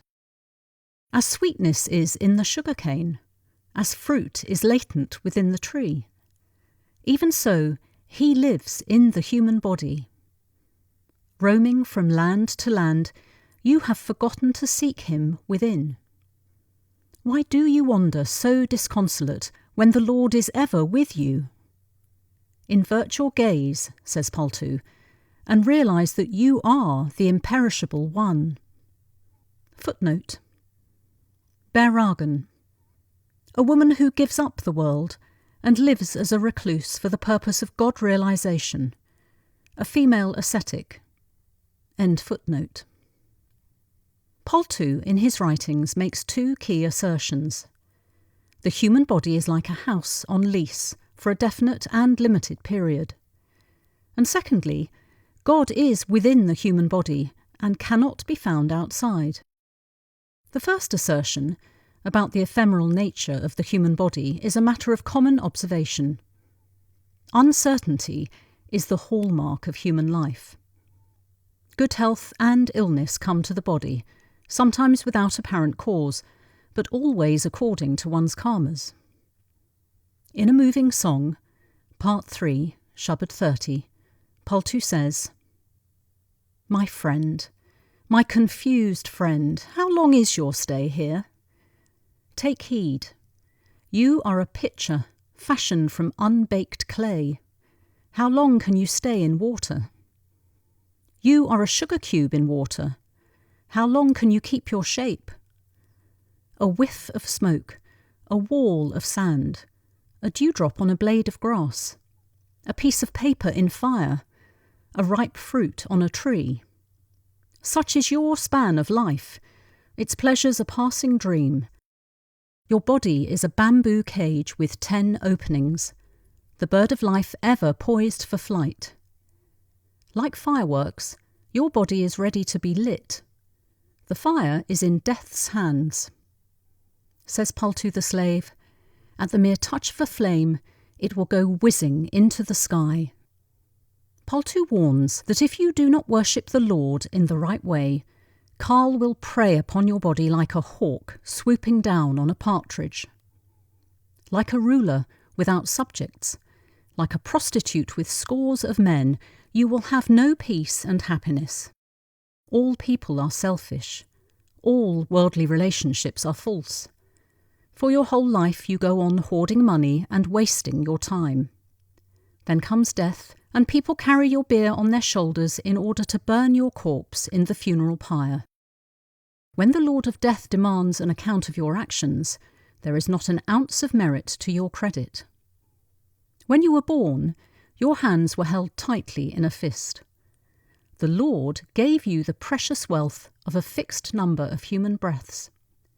When it is time to go, you find that this wealth has been dissipated, and you return to the Lord empty-handed. You stumble all the way when you forget to remember him. If you want to extricate yourself from the snares of mire and save yourself from the tortures of hell, you must engage in the worship of the Lord. When this human body becomes an instrument of divine love and devotion, Paltu says, one begins to realise its significance. Human life then appears as one of the great miracles of creation, the masterpiece of the divine artist, the crowning glory of the living world, the one and only opportunity to meet the Lord. In the New Testament, St. Paul asks, "Know ye not that ye are the temple of God, and that the Spirit of God dwelleth in you?" Even gods and goddesses pray and pine for the human body, and only those with the highest good fortune get it through the grace of the Lord. Paltu urges us, be quick, waste not a moment, not even a breath. Worship the name, for life is short and uncertain, and the eagle of death may swoop down on you at the zenith of your health and prosperity.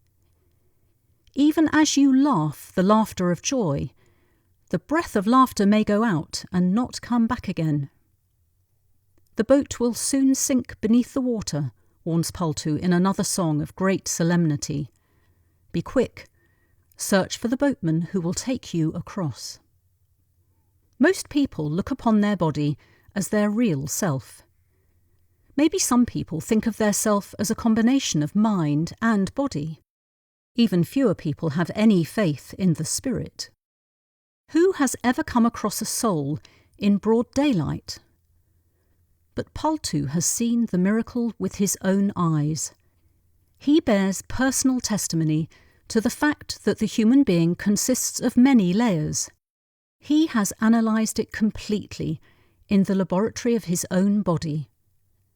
It can be described in terms of three coverings: the physical, the astral, and the causal. The mind and the soul inhabit it. Within the body are to be found all the astral, the causal, and the spiritual worlds, including gods and goddesses. Within it also is the Supreme Lord. It is a microcosm of the entire creation. As Guru Amar Das says, this body is the Lord's temple. And the Gospel of St. Luke says, the kingdom of God cometh not with observation. Neither say, lo here, or lo there, for behold, the kingdom of God is within you. No one can become aware of the true nature of the microcosm unless a perfect master teaches him the process of going within. One can then rise upwards through region after region, realm after realm, till one reaches the highest spiritual region and sees the Lord, or rather becomes one with the Lord. The same truth is preached by the masters of Radha Soami Satsang Beas. Maharaj Sawan Singh says, "Man is a wonderful creation. He carries not only his past history with him, but the whole creation, visible and invisible, and the Creator himself."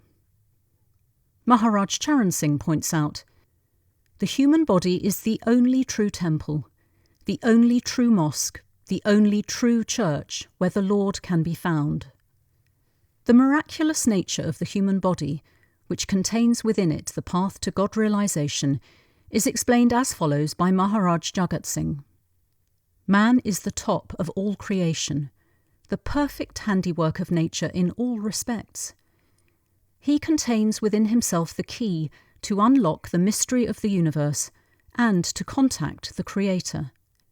It is the greatest and highest good fortune of any sentient being to be born in the form of man, but his responsibilities are also correspondingly great. Having come to the top of the evolutionary ladder, he should now step onto the ladder of the name and tread the spiritual path that will ultimately lead him to the divine home whence he came. The short-lived nature of the body is inherent in its constituents. Saints say that the body is made of 5 tattvas: earth, water, fire, air, and ether. These 5 vital elements are at constant war with one another, but are kept together by the power of the Word.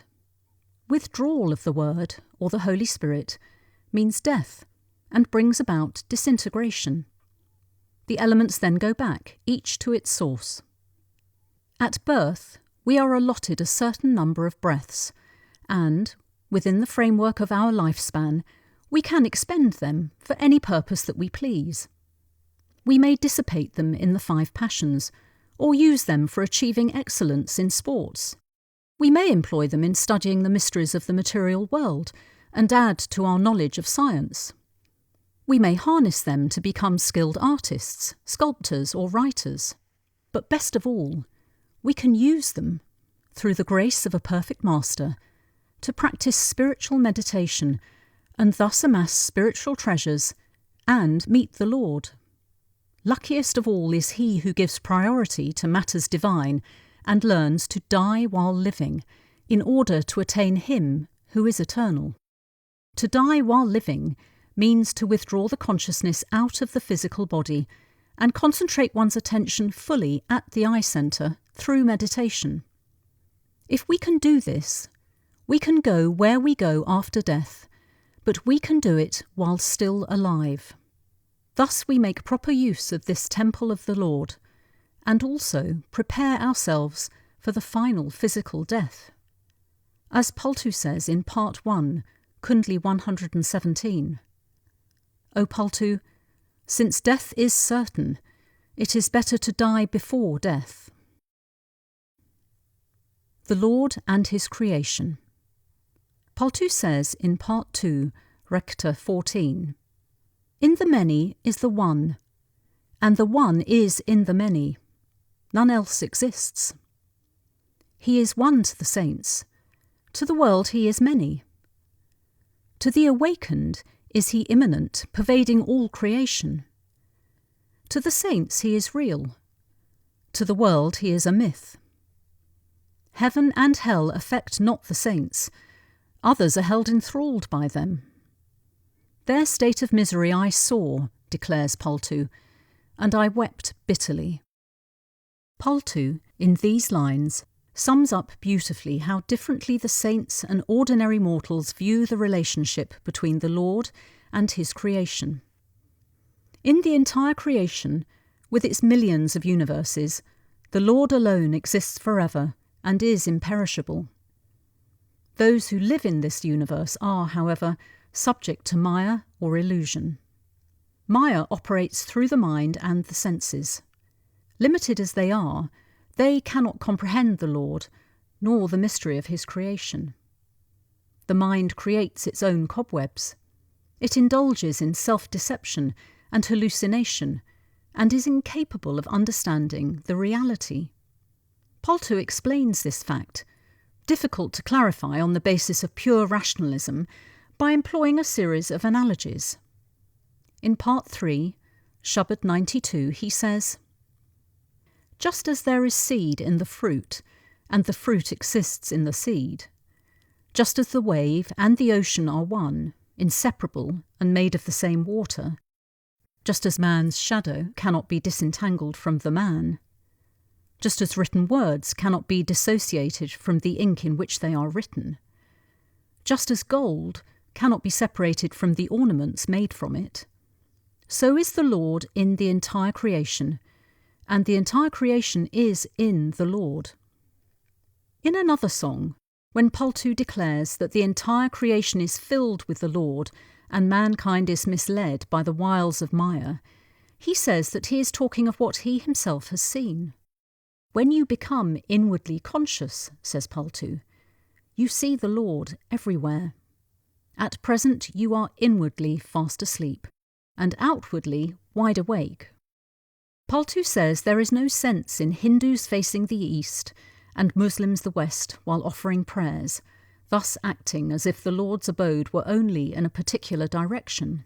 He asks, why do the Hindus and Muslims fight over such trivialities?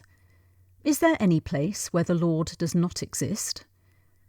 I proclaim that there is not a single particle which is not the abode of the Lord. Maharaj Charan Singh also utters the same truth. Those who realise his presence, those who manifest him within themselves are indeed very fortunate. They alone see him everywhere. They alone can say that not a single particle is without his immanence. Paltu condemns the division of humanity into castes, colours and creeds as false and misleading. He speaks of the superficiality of both Hindu and Muslim caste distinctions. In Part 2, Ural 81, he says, there is neither Brahmin nor Shudra, neither Syed nor Sheikh. We are none other than the one who is speaking through us. I have found on investigation that there is no other. This is the long and short of all I have realised. In Part 2, Kabit 1, Paltu says, the perfect Lord resides within us, but the deluded seek him in places of pilgrimage and forests. Even in worms and insects he is fully present. There is no particle which is devoid of him. The Lord has given the inner eye with which to see him, and Paltu sees him in all. The blind search for him in holy books. Is the Lord hidden in words? Speaking of book learning and intellectual knowledge, Maharaj Jagat Singh voices the same thought. He writes, as for the philosophers and intellectuals, most of them remain lost in mere hair-splitting. In a beautiful song, Part 3, Shabad 10, Paltu describes the all-pervading nature and immanence of the Lord as follows. The Lord and the devotee are one, and the Lord as the devotee does his own devotion. The Lord is the bestower. The Lord is the beggar, begging from himself. The Lord is the yogi, detaching himself from the pleasures of the world. The Lord is the pleasure lover, relishing the delights of the world. The Lord is the harlot, plying her trade. The Lord is her customer. The Lord is the physician. The Lord is the patient seeking to be cured. The Lord is Brahma, Vishnu and Shiv. And the Lord appears as angels, sages and men. The Lord is Brahm, engaged in creating. The Lord is the source of Maya. The Lord is the cause, and the Lord is the effect, revealing the world to himself, yet aloof and apart. But, says Paltu, this can be revealed only through the grace of a saint. In fact, Paltu explains that without the grace of a saint, this realization is impossible. The revelations made by Paltu are revelations as seen from the highest region. They are experienced only when one is completely free from all passions and worldly attachments. Ordinary mortals do not have the status that Paltu had, and it is therefore difficult for them to realize the import of these revelations. The fact of the matter is that as long as the I exists, the consequences of I doing anything have to be faced by the I concerned. If we theoretically accept that the Lord is the doer, then we must also accept that the Lord is the sufferer for all his actions, and that we are not sufferers at all, a position we are incapable of accepting when we suffer. Further, if the Lord is really the cause of all our anger, greed, egoism and worldly attachments, then the sickness, pain, and suffering arising from them must also be taken as gifts from the Lord. But this is a mental impossibility for ordinary mortals. The pain and suffering which we get because of our passions make us cry. How can we talk of them as gifts from God? Maharaj Charan Singh often emphasises in his discourses that as long as we are in the lower regions, we must accept responsibility for our actions and the consequences arising from them. It is only in this way that we can make a serious attempt to free ourselves from the lower passions and reach the higher regions. Even Paltu had to struggle a great deal. He had to roam from place to place for many years to find the path to the Lord, and when he found it, he collected the treasure of devotion as a honeybee collects nectar in small drops, going from flower to flower in tireless and unwavering pursuit. The spiritual journey is a long and arduous one, and cannot be completed by simply imagining that we are already saints. On the other hand, if we can mentally accept the proposition that the Lord is the doer of everything as far as others are concerned, we shall benefit enormously from a spiritual point of view. All fault-finding, slandering, bickering, jealousy and spite would automatically come to an end. How could one then praise or blame any particular individual? This point is also brought out by Maharaj Charan Singh when he says, "Disdain no man, for to disdain man is to disdain God himself within that man, and to disdain God in any man is to disdain him in oneself." The question is sometimes raised whether saints themselves disdain those people or classes of people who lead others astray. Saints do not disdain anyone. They have love for all. As a matter of duty, they speak plainly to keep people from being misled. The agents of Kal have their duty in the creation. They are far away from the Lord. The perfect masters, on the other hand, are the beloveds of the Supreme Being. They come to take souls from this creation back to the Creator. With rare courage, they speak the truth, whether it is pleasant or unpleasant, but nothing comes from them through hatred. They are love personified. The Supreme Lord. Paltu says, in Part 2, Rector 8, "In the court of the Supreme Lord, 1,000,000 Vishnus and 1,000,000 Shivs stand in attendance. 1,000,000 Brahmas with their scholarship are creating sacred law. 1,000,000 goddesses dance in attendance on him as his handmaidens. The serpent with 1,000 heads awaits his pleasure and cannot fathom the secrets of his court. 1,000,000 skies and 1,000,000 underworlds exist there. 1,000,000 worlds of Brahm are there, with 1,000,000 sages to reveal their secrets. Says Paltu, your slave, in the court of the Supreme Lord, there are 1,000,000 Indras serving humbly as drawers of water." Footnote: Sheshnag, a mythological snake with 1,000 heads. In Hindu mythology, the earth is resting on its heads. Indra, the king of the gods in Hindu mythology. End footnote. Like all perfect masters, Paltu describes the Lord as the Supreme Being, the first cause, the author of everything that has happened in the past, that happens today, and that will happen in the future. He is infinite, eternal, and all-pervading. He is all-powerful and all-knowing, all-merciful and all-wise. No place exists where he is not. As waves arise from an ocean and merge into it, so are Maya and its 3 worlds waves of that ocean of divinity, says Paltu. They arise from divinity and merge into it. How does the Lord pervade everything and all beings? As fragrance pervades flowers, as fire is in wood, as butter is in milk, so does the Lord pervade the creation, says Paltu. Paltu also states, in Part 3, Shabad 6, "The Lord dwells within all beings. His glory shines within all types of life. He is in men and women, gods and demons, in the flowers of the garden as well as in the gardener. He is in the elephant, horse, bullock and camel. None is devoid of him. He is in the fish, tortoise, crocodile, and all moving and stationary beings, in fire, air and water. He is in the partridge, hawk, lion and deer. He abides in all forms of life.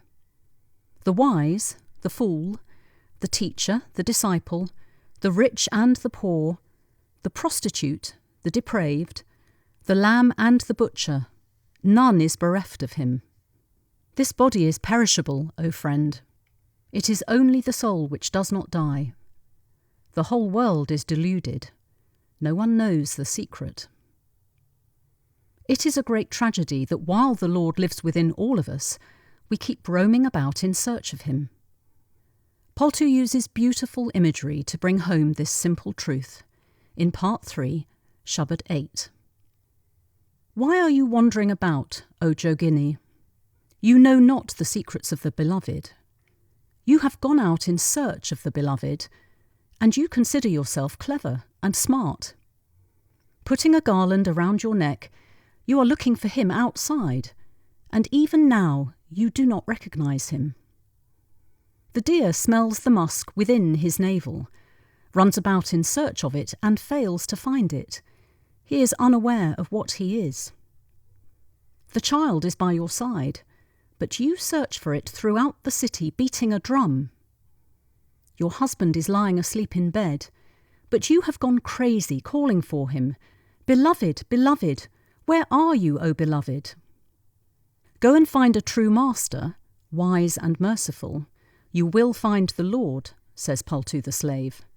O friend, mark my words. Footnote. Jogini, a female ascetic or yogi. End footnote. He who wants to behold the infinite and eternal, says Paltu, must look within. This is the fundamental article of faith with all mystics. In one of his well-known kundlis, Part 1, Kundli 93, Paltu says, "Why do you go about crying, Lord, O Lord, when the Lord is so near you? The Lord is so near you, seek him within and he will reveal himself. The rare and wondrous Lord can be seen if you penetrate within. His refulgence becomes visible when the mind is curbed and I-ness disappears. Remove the veil that covers the inner realms and the Lord himself will appear within you. Raise your spirit to the inner regions and break the chains of misbelief. The reward of the 30 Rosa you find within, and within are the 7 lands. Thus, says Paltu, you will attain that Lord who is not confined to any place. Why do you go about crying, Lord, O Lord, when the Lord is so near you?" Footnote. Rosa, 30 day-long fasts that the Muslims observe during the month of Ramadan. End footnote. Each of us is a temple of the living God. There is not a particle of the universe within which he does not live. To the ignorant he seems to be far away, but to the enlightened he is the breath of his breath. Immanent throughout the universe, God also lives within each individual, in the inner realms of the spirit. Paltu says, in Part 2, Rector 75, "Far beyond paradise and the heavens he abides, where is neither air nor water, nor sun nor moon, where is neither night nor day. The Vedas know not the mysteries of that land, where Brahma and Vishnu, the learned and the holy, have no access." Paltu the slave says he is one without a second. There is no other king or queen. Footnote. Paradise and the heavens. Translated from Swarag and Upwarg. According to Hindu belief, Upwarg is higher than Swarag, and reaching there one is entitled to salvation. End footnote. God is a matter of faith with most of us, but saints do not rest on blind faith. They first see, and then speak with conviction. They say the Lord is both without attributes, nirgun, and with attributes, sargun. In the creation, he is known through his attributes. In the spiritual regions, he is formless. 600 years ago, Saint Gyaneshwar said, "As ripples are of the stuff of water, as fragrance is of the stuff of flowers, as cloth is of the stuff of cotton, so is creation of the stuff of the Lord." Paltu reveals that the Lord of Lords has created not one, but unknown millions of worlds of the kind we see, millions of stars and planetary systems. Under the Lord are millions of regions and creations of which we have not the slightest inkling. This earth is less than a speck of dust in comparison. What folly for man to entertain fantastic ideas of his own importance. We go about as if we were the centre of the universe, the focal point of creation, the trysting place of destiny, as if everything would collapse without us. But this is just an ego-centred point of view. Paltu's poems on the Supreme Being challenge us to temper understanding with humility and to widen our horizon. Sant Tukaram, a saint who lived some 400 years ago, spoke of the divinity as follows: "What ignorance for the clay vessel to deny the clay! What blindness for the foam to deny the water! What stupidity for the wave to deny the ocean! What arrogance for the ornament to deny the gold! What darkness for man to deny God!" Paltu therefore urges us to seek the One who lives within us. In Part 1, Kundli 41, he says, "The days of your life are lost, wasted in utter futility without the company of your beloved. Play the game of love while the season is green," says Paltu. "When the spring is gone, it will be too late for remorse." The name or word. Paltu says in Part 1, Kundli 14, "Austerities, penances, fasts and pilgrimages one may endlessly perform, but without the help of the saint one never can find entrance to the name. Try as one may in a million ways, one will still wander endlessly. The chamber of the name will not open until one comes to the door of the saint." Paltu wrote hundreds of poems in which he sang of the glory of the name of the Lord. The name of the Lord is a mystic term and has nothing to do with such words as God, Allah, Hari, and so on. The name of the Lord is the emanation or outpouring of God's immeasurable spiritual power. It is the Lord in active, dynamic form. It is the power that sustains the entire creation. It is the omnipotence of the all-pervading Lord. It is the omniscience of the all-knowing One.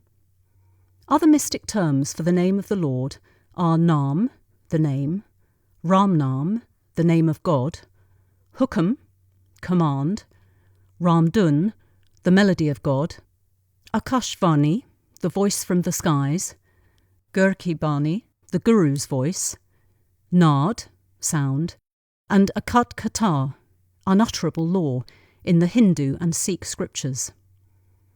Alam e Halahi, word of God, Hukam, command, Nidai Sultani, imperial sound, and Bangyasmani, the call from the skies in Islamic mystic literature. The word, Holy Spirit, Holy Ghost, water of life, bread of life, comforter, redeemer, Spirit of God and truth in the Bible. None of these is the real or true name of the Lord, which can neither be spoken by the tongue nor be heard by the physical ears. Only the inner ear can hear its melody, and only the inner eye can see its light. The true name is indeed beyond human language, a profound and imponderable mystery. Paltu says, in Part 2, Kundli 17, Behold the glory of the name, how stones float on the ocean through its power. And on the floating bridge of stones a mighty army crosses. With the might of the name, the monkeys burn Lanka to ashes, and Mira drinks the cup of poison which does her no harm. Prahlad, the child, remains unscathed by the miracle of the name. A very wretch is he, O Paltu, who listens not to the name divine. Behold the glory of the name, how stones float on the ocean through its power. Paltu further says that the name makes man fearless. It makes the devotee immune to all harm. No one can injure even a hair on his head. Fearlessly he goes to the land of death, and the messenger of Yama, the lord of death, dares not even glance in his direction. The very mention of the name fills Brahma, Vishnu and Shiv, the supreme deities in the Hindu pantheon, with awe. No sufferings come to the seeker who surrenders himself to the name of the Lord. This name alone can create detachment. It can enable one to rise above the temptations of the world. It is the only antidote to Maya and the mind. Guru Arjan, in the Adi Granth, observes, "Drinking the nectar of Naam satisfies the mind." Paltu says in Part 1, Kundli 88, "The melody of the word makes the seeker indifferent to the crown and turns him into a fakir. The word of God turns the king into a fakir and attaches him to the Lord. The sweet melody of the word makes the world insipid and tasteless. How can one bring someone back to worldly life who is struck by the word? His object is achieved, and he cares not for the world. Wounded, he wanders from place to place, mortally injured by the word. He dies while living, but is born for eternity. O Paltu, he whose heart is pierced by the arrow of the divine melody grows indifferent to the crown and becomes a fakir." The name is, in fact, the philosopher's stone. It transforms base metals into gold. In the next world, the name is the only companion. It is the name that created the universe. According to Guru Arjan, it is the name that sustains all skies and underworlds. The name alone will continue to live. All else will turn to ashes. Paltu gives a vivid description of how the devotee is thrilled with sudden rapture when the name appears within. In Part 2, Aral 4, he says, "The sky burst within when the word of God appeared with a shock and a tremor. The sparks from the radiant spirit set fire to the firmament. The 1,000-headed serpent and Kamat the tortoise began to tremble. Absorbed in meditation on Sahaj, pure natural state of truth, Paltu has forgotten himself completely."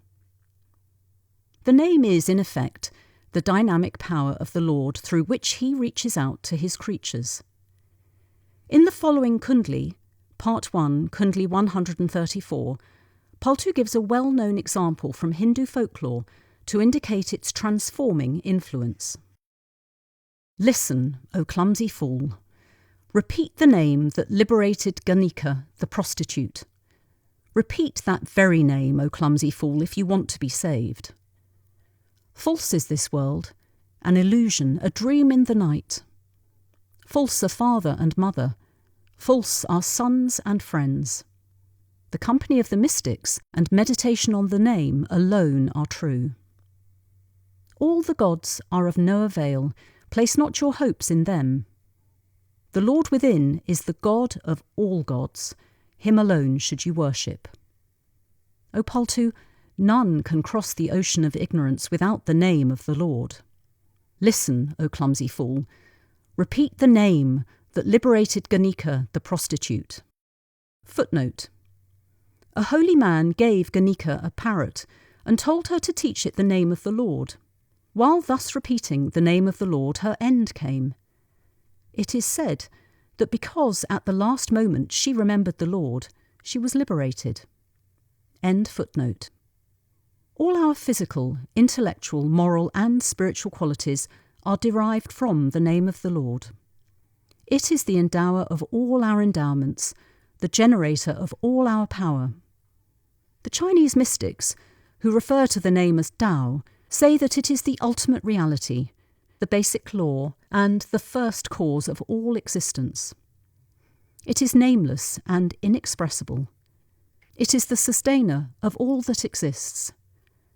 Tao gives life to all creatures, nourishes them, develops them and fosters them, perfects them, matures them, tends them and protects them. Even the inspiration of art and science is ultimately rooted in the power of the name. It is manifest through the artist in his art, through the writer in his writing, the scientist in his research, the hero in his valour, the statesman in his statesmanship, the labourer in his work. When that power is withdrawn, the writer's pen loses its skill, the painter's brush its dexterity, the sculptor's chisel its deftness, the surgeon's scalpel its sure touch, the singer's voice its sweetness. Paltu extols the power of the name in one of his poems, Part 1, Kundli 16. It is by the power of the name that I was radically transformed. I was radically transformed and took refuge in the holy feet of the Venerable One. What is the worth of mere oil of sesame seeds? It is sold dear only when it is in the company of the fragrance of flowers. The saints are a fountain of mercy. He has made me like himself. Like the wasp transforms the grub, he has transformed me with his teachings. The mustard seed was turned into a lofty mountain. A goat was made to ride a mighty elephant. The weed was transformed into holy basil when I took shelter with the Lord. I am of a low caste, and a mine of all the vices, says Paltu. It is by the power of the name that I was radically transformed. And Maharaj Charan Singh says, when the mind comes within the magnetic field of the word or name of God, it is wholly transformed. It undergoes a complete metamorphosis. The sense pleasures lose all charm and potency. The name has two aspects, namely the inner sound and the inner light. The melody of the inner sound is so sweet that the mind, as it gets absorbed in it, loses all interest in the pleasures of the senses and the world. They become insipid. Besides sound, the name is experienced through light, a light which is so fascinating that once our spiritual eye has seen it, all the things that we see in the world seem so vapid that we wonder why we ever hankered after them. Jesus Christ also mentions that the word is the true light, which lighteth every man that cometh into the world. Listening to the sound of the name and seeing its spiritual light, both of which are manifestations of God, is the natural way of obtaining detachment from the world. No other device can help in making one detached and free from passions. Where is this name or Holy Spirit to be found? It exists within our own body. The melody of the name keeps resounding in our body all the time. Likewise, the light of the name is flooding our body incessantly, but we can neither see nor hear it, because the key to the name is with the perfect Master. Hence, the supreme importance of the Master. The Master removes the veil or the blind screen that conceals the light and prevents us from hearing the sound. Maharaj Charan Singh explains, the divine melody, the audible life stream, the voice of God, the Holy Ghost, the Word, the Logos, the name, ceaselessly reverberates at the third eye. It is here that the Supreme Giver bestows his gifts where flows the ambrosial nectar, and it is to this point that the body consciousness has to be retraced and put in the orbit of the ever-resounding immanent power. How does one worship the name? Hearing the inner sound and seeing the inner light is the way to the worship of the name of the Lord. This inner hearing and inner seeing puts us in direct contact with the Lord. The name is his command. When we hear it, we know his will. When we see it, we know the truth.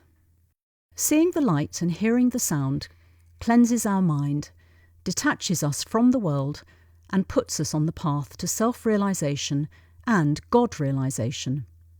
As Maharaj Jagat Singh says, "There is no salvation without the name, no name without a master, and neither is possible without the grace of God." This is the basic teaching of all masters of all ages and of all countries.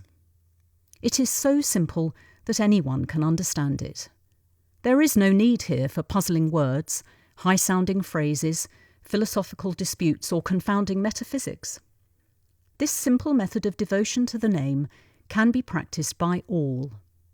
Today, when an educated person has little faith in idol worship and ceremonies, when he knows full well the futility of visiting so-called holy places, when the mythological stories of the scriptures have no appeal for him and do not quench the inner thirst of his soul, the teachings of Paltu have a special relevance and value because they point to a practical way of realising God.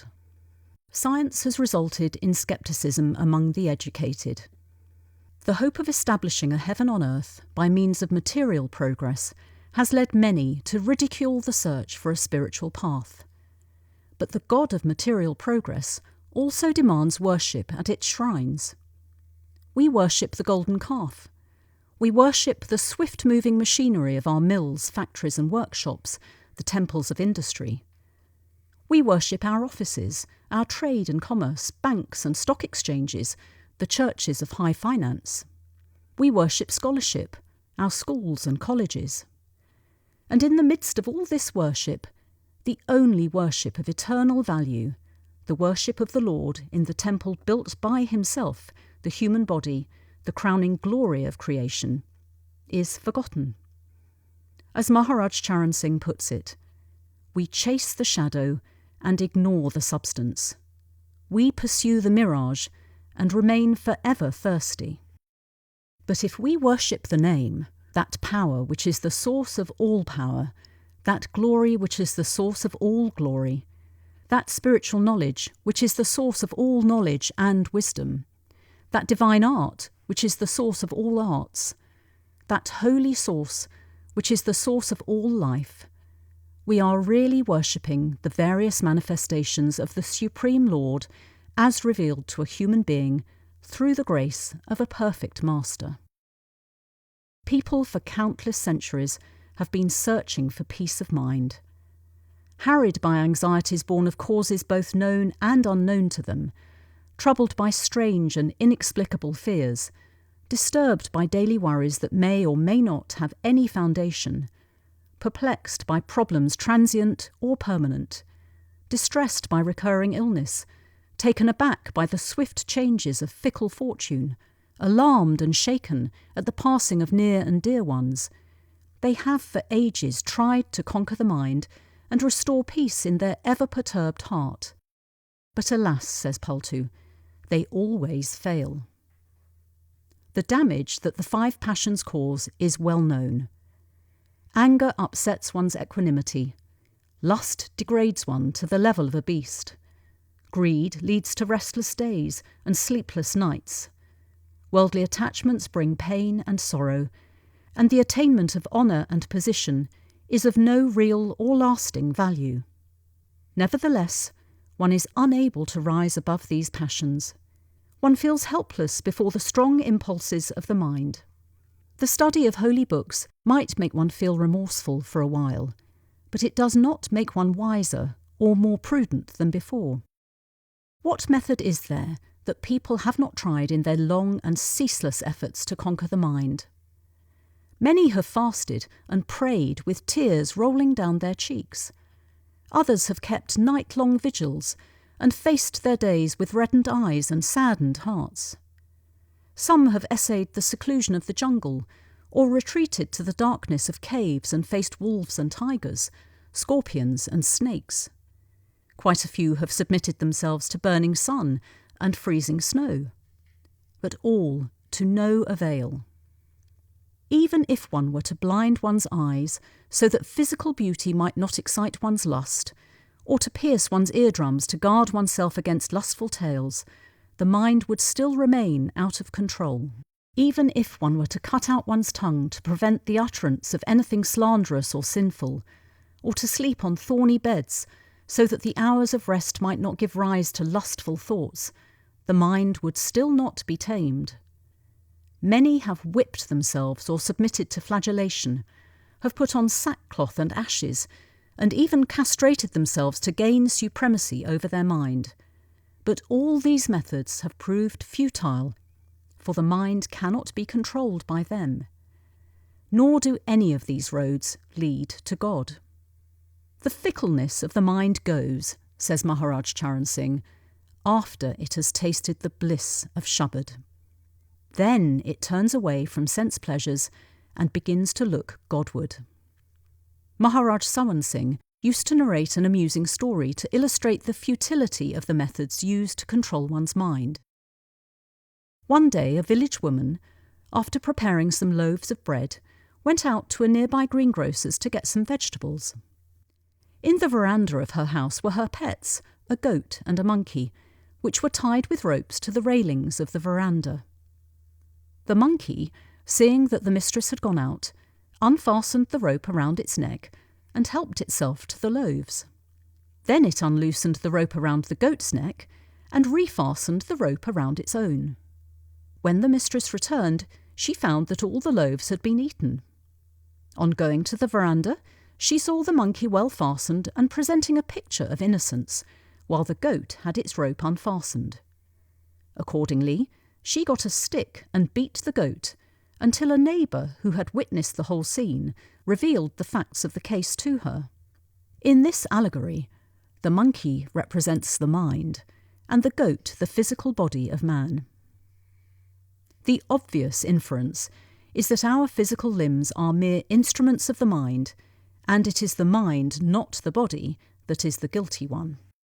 Undertaking penances, keeping fasts, exposing oneself to heat and cold, and resorting to other ascetic practices is like punishing the wrong party, while the devil of the mind remains perfectly safe, right at the helm of affairs in our little ship of the body. In many of his songs, Paltu points out that the above practices do not constitute true worship, nor do they lead to God realization. People have given up positions of power, left their families, broken worldly ties, and given away valuable estates and properties in their quest for God, and yet have been led astray by temptations.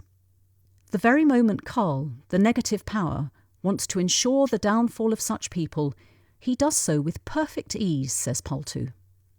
A mere glimpse of Maya has caused great sages to abandon their seclusion, famous seers to leave their mountain tops, and hardened ascetics to renounce their forest retreats.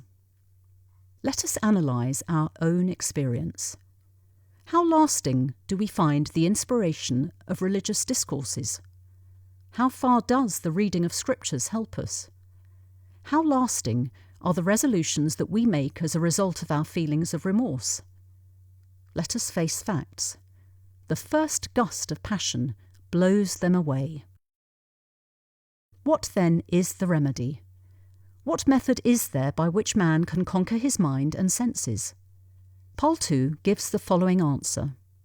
The name frees the king from his kingship without asking him to step down from his throne, liberates the married man from lust without tearing him away from his family, sets the businessman free of business worries without making him leave the desk, and enables men of rank to walk humbly while still holding positions of honour. Paltu says that a perfect master is ever eager to give the gift of Shabad or the name, but few are willing to receive it. People want worldly treasures from saints, not spiritual wealth. How does one worship God? Paltu says that there are many forms of worship, but the only form acceptable to the Lord is devotion to the name or Shabad. This means listening to its celestial sound, seeing its effulgent light, and rising within to meet the perfect Master in his radiant form. This worship is true worship of the Supreme Lord. In this context, Maharaj Charan Singh says, "This voice of God is the real heritage of all mankind. To hear it within is the real pilgrimage, the real worship of God, the real Hajj of the Muslims." Maharaj Jagat Singh observes, "It is the Shabad which liberates us, which supports all creation, all regions and continents, and the sun, moon, and stars." This devotion to the Shabad, or spiritual sound, reveals all real knowledge and brings to light the limitations and failings of material arts and sciences. By its power, we traverse the higher spiritual regions and ultimately meet the Lord face to face. Worship of the Shabad, or word, is emphasised in all important religious books. Kabir Sahib, in Kabir Vachnavali, says, "Word pervades the core and the cosmos. Word is the visible and the invisible. Word creates the entire universe." At another place he says, "Oh, how am I to express that secret word?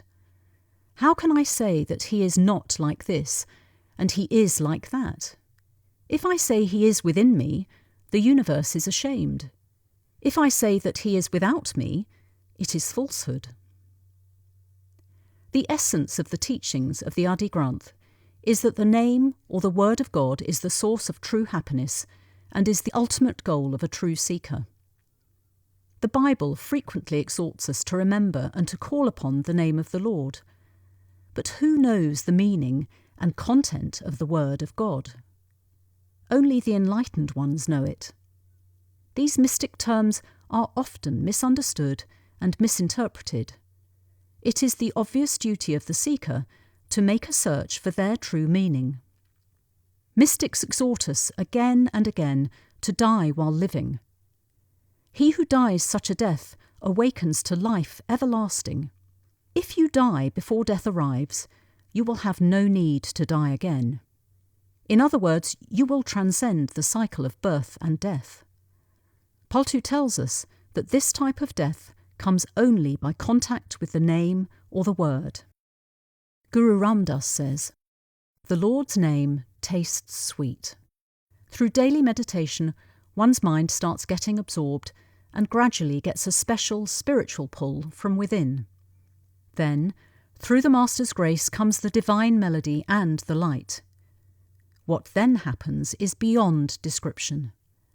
The soul's current is easily withdrawn from the 9 gates of the body and enters the 10th. Paltu says, in Part 1, Kundli 105, "The melody of the word pierced him like an arrow, and Paltu died that very moment." Paltu died the very moment he set his foot on the battlefield. His head was the first to go, and then he fought with his trunk. Wounded in every pore of the body, his innards came out and trailed along the field. The beholders, stricken with awe, wondered at the fierce battle Paltu fought. It was indeed the Master who shot him right in the heart with an arrow. The arrow travelled like a whirlwind, pierced his heart, and went deep within. Words are as easy as the wind. The number of those who merely preach is legion. But Paltu gave away his life the moment the melody of the word pierced him like an arrow. Guru Ram Das, comparing the human body to a steed, emphasises the same point that Sant Paltu has made above, in Adi Granth, page 575. He says, "Hearing the Guru's teaching, a person imbued with the Lord's Naam rides the steed of his body.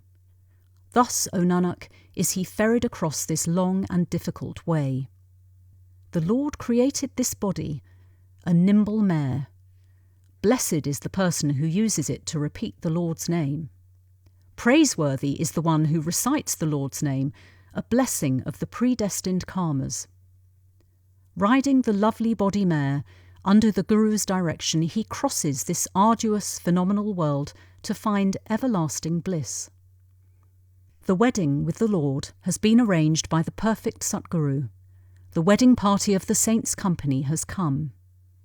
So, O Nanak, one finds the spouse, the Lord, and receives happiness and praise in the company of the saints.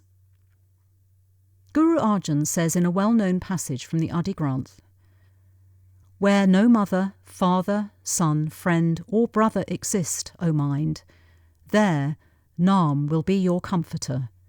Where a host of terrifying agents of death awaits, there Nam alone will accompany you." Nam, or the name of the Lord, is not a word to be uttered by the tongue, neither is it a name of God given according to his attributes. It is nothing less than the supreme power in manifest form. It is the Lord himself reaching out to humanity and drawing the individual within the magnetic field of his own attraction. The name transforms the seeker. It awakens his spirit and sets him free from physical limitations. Ultimately, his soul merges with the Lord, who is himself the ocean of the name. The seeker experiences that the Word is God, and God is the Word, and this gives him supreme bliss. Sainthood. Paltu says in Part 1, Kundli 22, "Who is the greatest? It is he one should worship. Thus ponder the saints. Thus pondered the saints, and sought the one with the lamp of knowledge. They weighed the merits of each one of the 33 million gods, and found them wanting, all but 3. The choice was narrowed to 2, and after deliberation, long and deep, to 1. And when, finally, they chose Hari, the preserver of the 3 worlds, they realised that Hari is within the limits of the 3 attributes, while far beyond attributes are the saints. Says Paltu, the saints come first, Hari is second. Who is the greatest? It is he one should worship. Thus conclude the saints. Though saints give credit for everything to their masters, they attain their spiritual power by conquering their own mind. During every moment of their life, they battle against the downward pull of the mind, whose cunning and wiles are virtually beyond comprehension.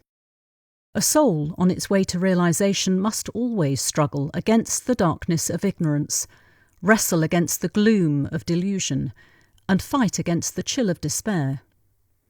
In this spiritual struggle, no glint of the sword is seen, nor any thrust of the lance. The cavalry charge within the heart remains unseen and unknown. Paltu hints at the difficulties of the inner battles through a colourful analogy. A seeker cannot aspire to sainthood unless he endures suffering in just the same way that cotton endures the various processes involved in being made into a garment. He says, "See the cotton the carder beats to shreds. So must the aspirant go through trials and tribulations. The cotton braves the pain of being twisted on the spinning wheel, twisted and twisted to make a fine thread. So is the aspirant twisted till he becomes unbreakable and unyielding. The thread bears patiently the washerman's boiling to become soft and smooth, so when woven into cloth it gives comfort to the wearer. Then it is sent to the loom.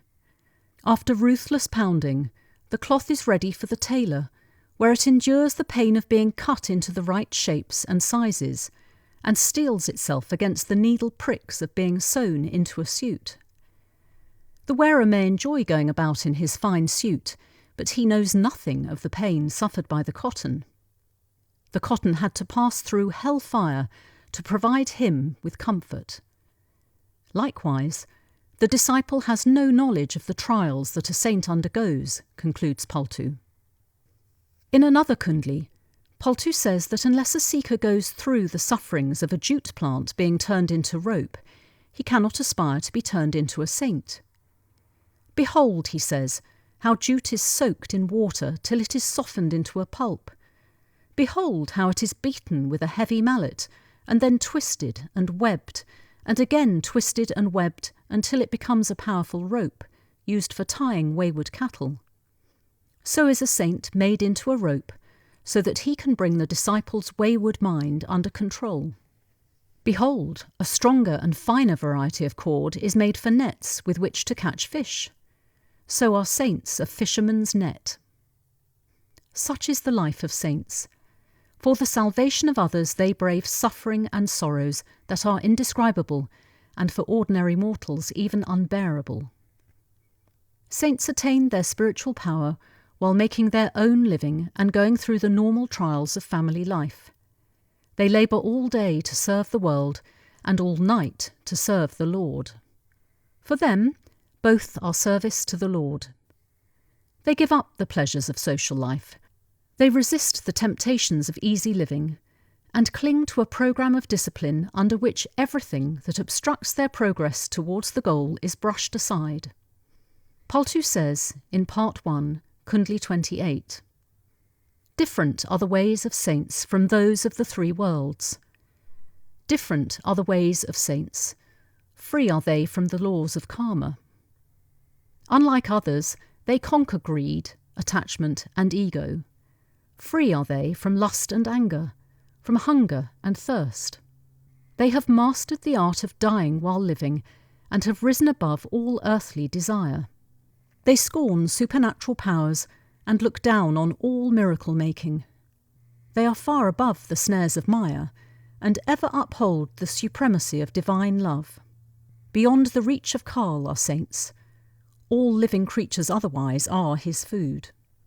Different are the ways of saints from those of the three worlds." The unseen cross saints carry for their disciples is far heavier than the outward one that all can see. The heat of slow fire which they face in the outer world is nothing compared with the prolonged but hidden suffering they endure within.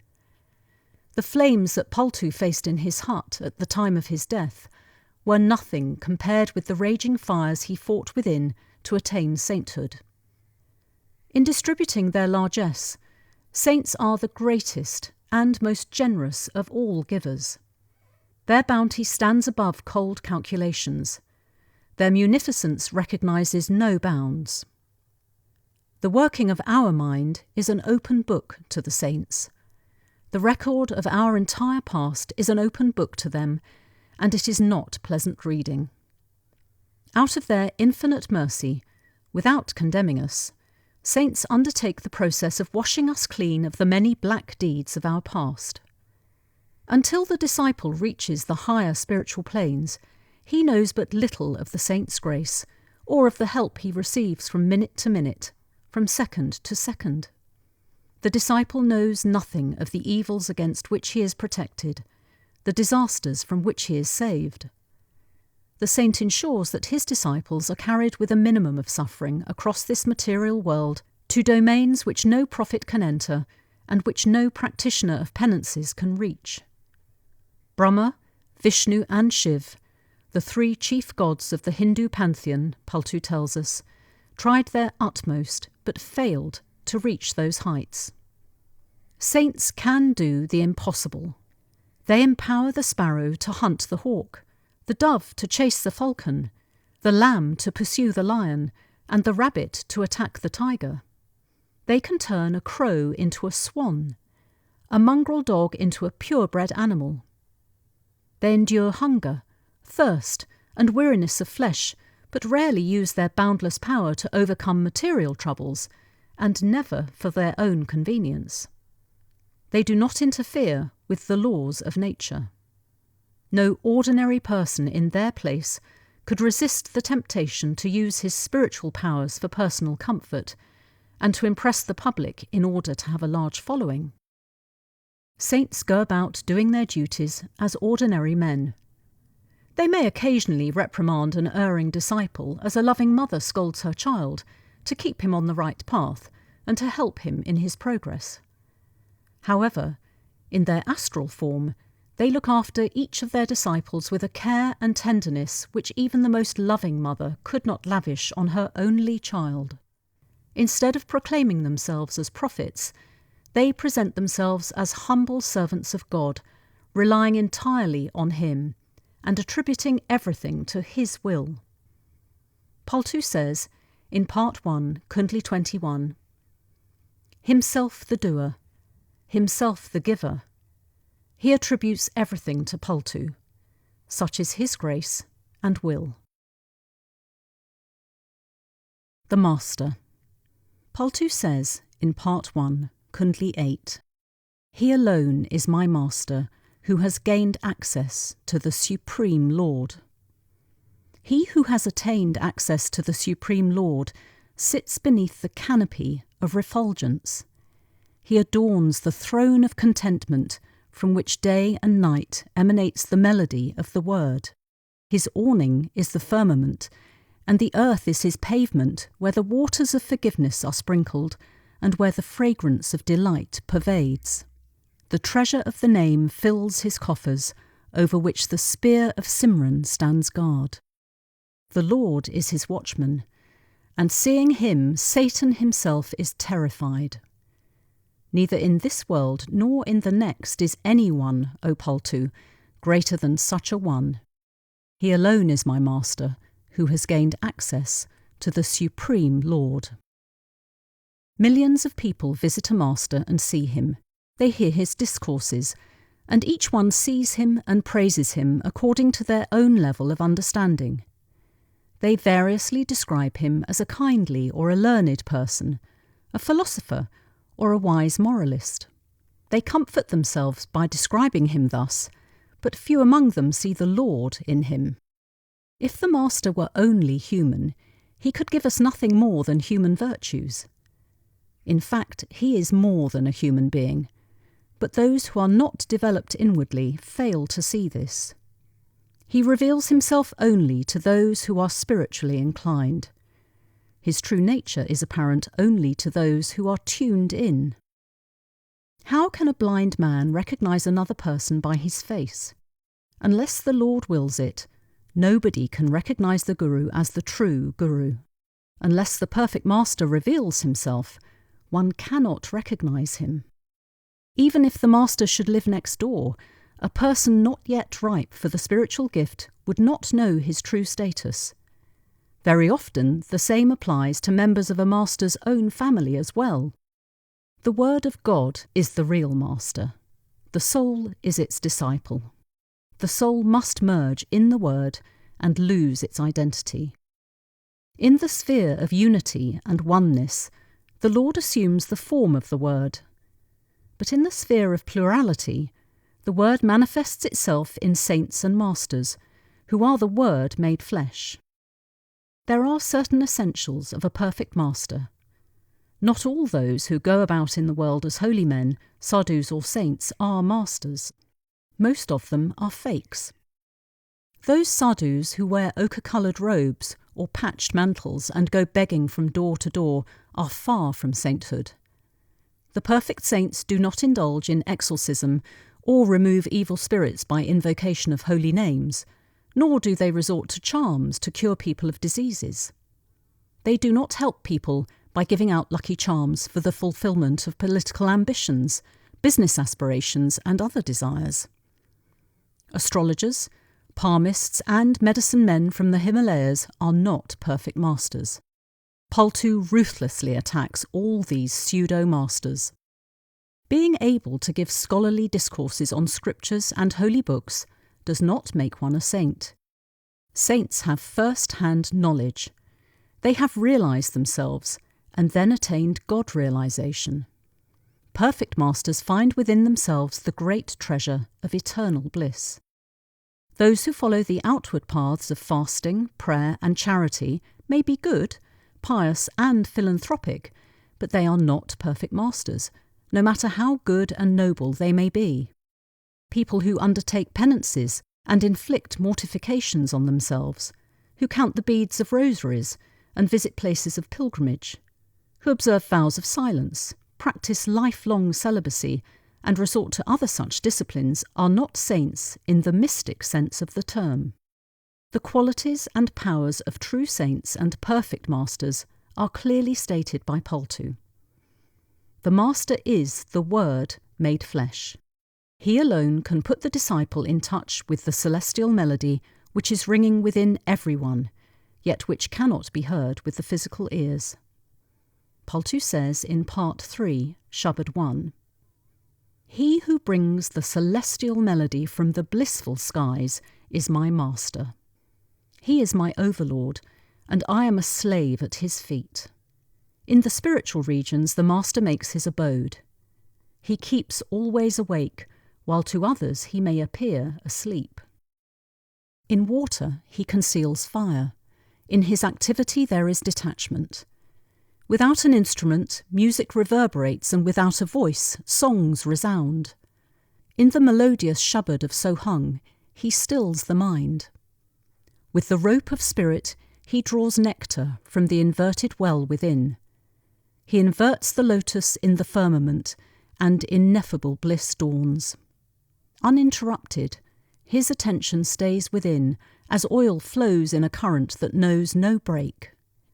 Before such a master, O Paltu, I prostrate myself in the dust again and again. Footnote. Sohung. I am he, the soul's cry in the fourth inner region on realizing its oneness with the Lord. End footnote. The flame of enlightenment shines constantly within the master. From his tranquil spirit emanate waves of peace, cool, soothing and serene. Paltu says in Part 1, Kundli 23, "Cool as sandalwood, serene as the moon are saints. Serene as the moon, the feverish heat of the world do they cool. Anyone who comes to them on fire is soothed by the sweetness of their words. Infinite is their patience, boundless their love and compassion. Kind, tender and merciful, their sweet and loving words melt even stones. The way they live, the way they smile, lend fragrance to their wisdom. The maladies, physical, mental and spiritual, all three vanish when the eye beholds a saint. Even the fire of hunger, O Paltu, is quenched in no time. Cool as sandalwood, serene as the moon are saints." The master's love flows to one and all, to king and beggar alike. Joy and sorrow, praise and blame are the same to them. They make no distinction between gold and brass, friend and foe, good and bad. Hunger and thirst do not affect them. Lust and anger never sway them. They have conquered greed, ego and attachment. They live in the world, but in perfect detachment. Intoxicated with the love of the Lord, they are indifferent to victory and defeat. They live in a state of pure desirelessness.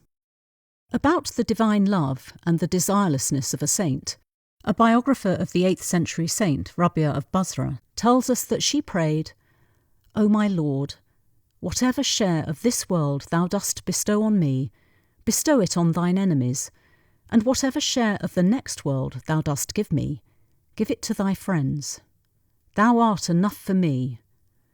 O my Lord, if I worship thee from fear of hell, burn me in hell. And if I worship thee from hope of paradise, exclude me thence. And if I worship thee for thine own sake, then withhold not from me thine eternal beauty." Paltu also says in one of his songs, Part 1, Kundli 57, "Saints desire neither salvation nor fulfilment of worldly ideals. Having no worldly desires, salvation is a slave in their court.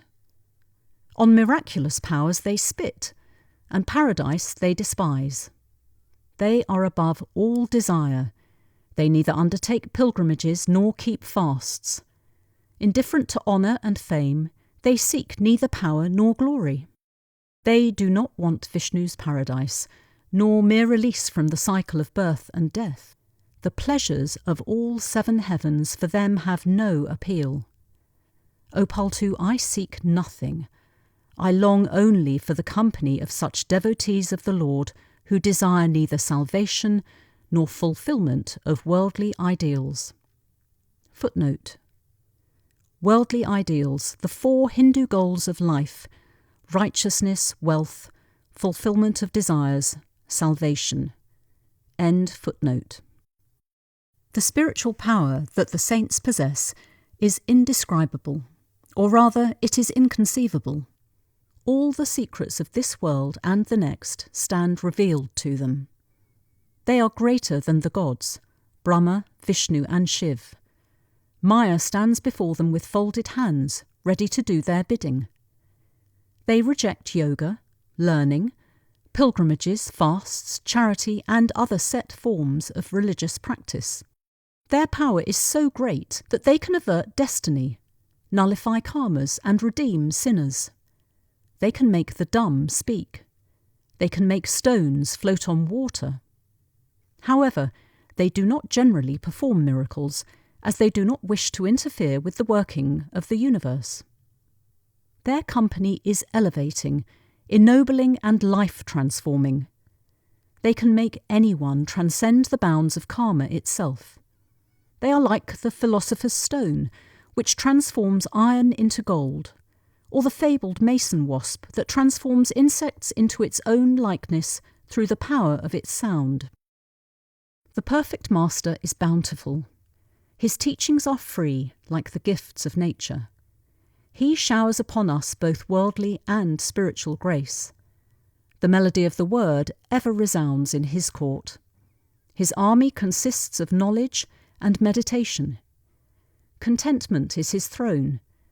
Esoteric wealth constitutes his treasure. The radiance of the celestial regions is his beautiful canopy. Great is his court, where beggars raise their hands, imploring him for alms. A perfect master descends from the highest spiritual regions of ineffable bliss, with the sole purpose of redeeming mankind. He incarnates himself on earth in a spirit of selfless service. Enlightenment is the sword with which he cuts at the root of all our earthly attachments. His love flows to the good and the bad alike. He saves human beings from the blazing fires of earthly craving and desire. Association with such a saint may be the result of merit accumulated by good deeds of many past lives, or may be the result of grace. Seekers rejoice when they meet him and behold his glory. After pointing out the greatness and the power of the Master, Paltu exhorts the seeker to use his time well. Human birth is a rare opportunity which should be utilised for the purpose of purifying one's soul. Paltu says in Part 1, Kundli 2, "When you meet Satguru, the knife grinder, then the ancient stain will be removed. The age-old stain will be removed, for your mind is coated with rust. Without the perfect master, the deep-seated stain will not go. With the pumice of love and devotion, scour the rusting sword of your mind. By grinding the attention, he burns away the layers. The melody of the word is the grindstone, inner knowledge the abrasive. Scour with the technique of union. Only then will the mind's stain disappear. Clean your sword, O Paltu, and hone it on the whetstone of inner detachment. Only when you meet Satguru, the knife grinder, will the ancient stain of karma be removed." In another Kundli, the master is compared with a washerman who deftly cleanses the soul of all impurities. "But," says Paltu, "how can the washerman help you when he is dead and gone? You should get your clothes washed now, while he is still there. The dirt and dust of ages has defiled you, and only a perfect master can wash you clean. Satsang, the company of the master, is the washing powder. The celestial melody is the starch which will give your clothing beauty and lustre. When such clean garments adorn the soul, observes Paltu, it is saved from the cycle of birth and death." In the concluding verse of this Kundli, Part 1, Kundli 7, Paltu emphasises, "So act, O Paltu, that your mind does not become impure. Remember, the washerman will not live forever. Be quick, therefore, and get your clothing cleaned." When a perfect master initiates a person, he connects him with the celestial sound, which the disciple is then able to hear with his inner ear. Even the deaf can hear it, because it is with the spiritual ear that the sound is heard. After some practice, the disciple sees the light of the name, and even the blind can see this light, because it is only through the spiritual eye that one sees the divine light. The power of the word, experienced through divine light and sound, cleanses the mind of all its impurities. The mind cannot control or purify itself by its own efforts. Sant Gyaneshwar says, "Can water wash itself? Can feet climb on themselves? Can fire extinguish itself? So also the mind cannot clean itself, cannot travel the higher path on its own feet, cannot extinguish the fire of passions by its own effort. A higher power is necessary to help the mind, and that power is the Word. By the power of the Word, a perfect master removes our doubts. He gradually puts our pursuit of transitory pleasures and subsequent frustrations in their proper perspective. Then the true devotee is not perturbed by any provocation. He does not go into raptures over success, nor does he become dejected by his failures. He remains at all times serene and poised. A perfect master thus gives us the balm of the divine word to heal our mental conflicts. He puts our mind on the right track, and it starts moving only in one direction, towards God realization. He liquidates our past evil karmas with a dexterity and adroitness that no worldly person could ever dream of. He is the trustee of our spiritual wealth, and guards it more carefully than any trustee of worldly property. A perfect master, after initiating a disciple, presides over his or her entire destiny. A disciple should depend on no one except his master. Sheikh Farid expresses this beautifully. "Lord, never let me beg for favours at another's door. Should such be your will, then take the life from this body." Lest the change be too painful, a perfect master allows the disciple to progress in easy stages.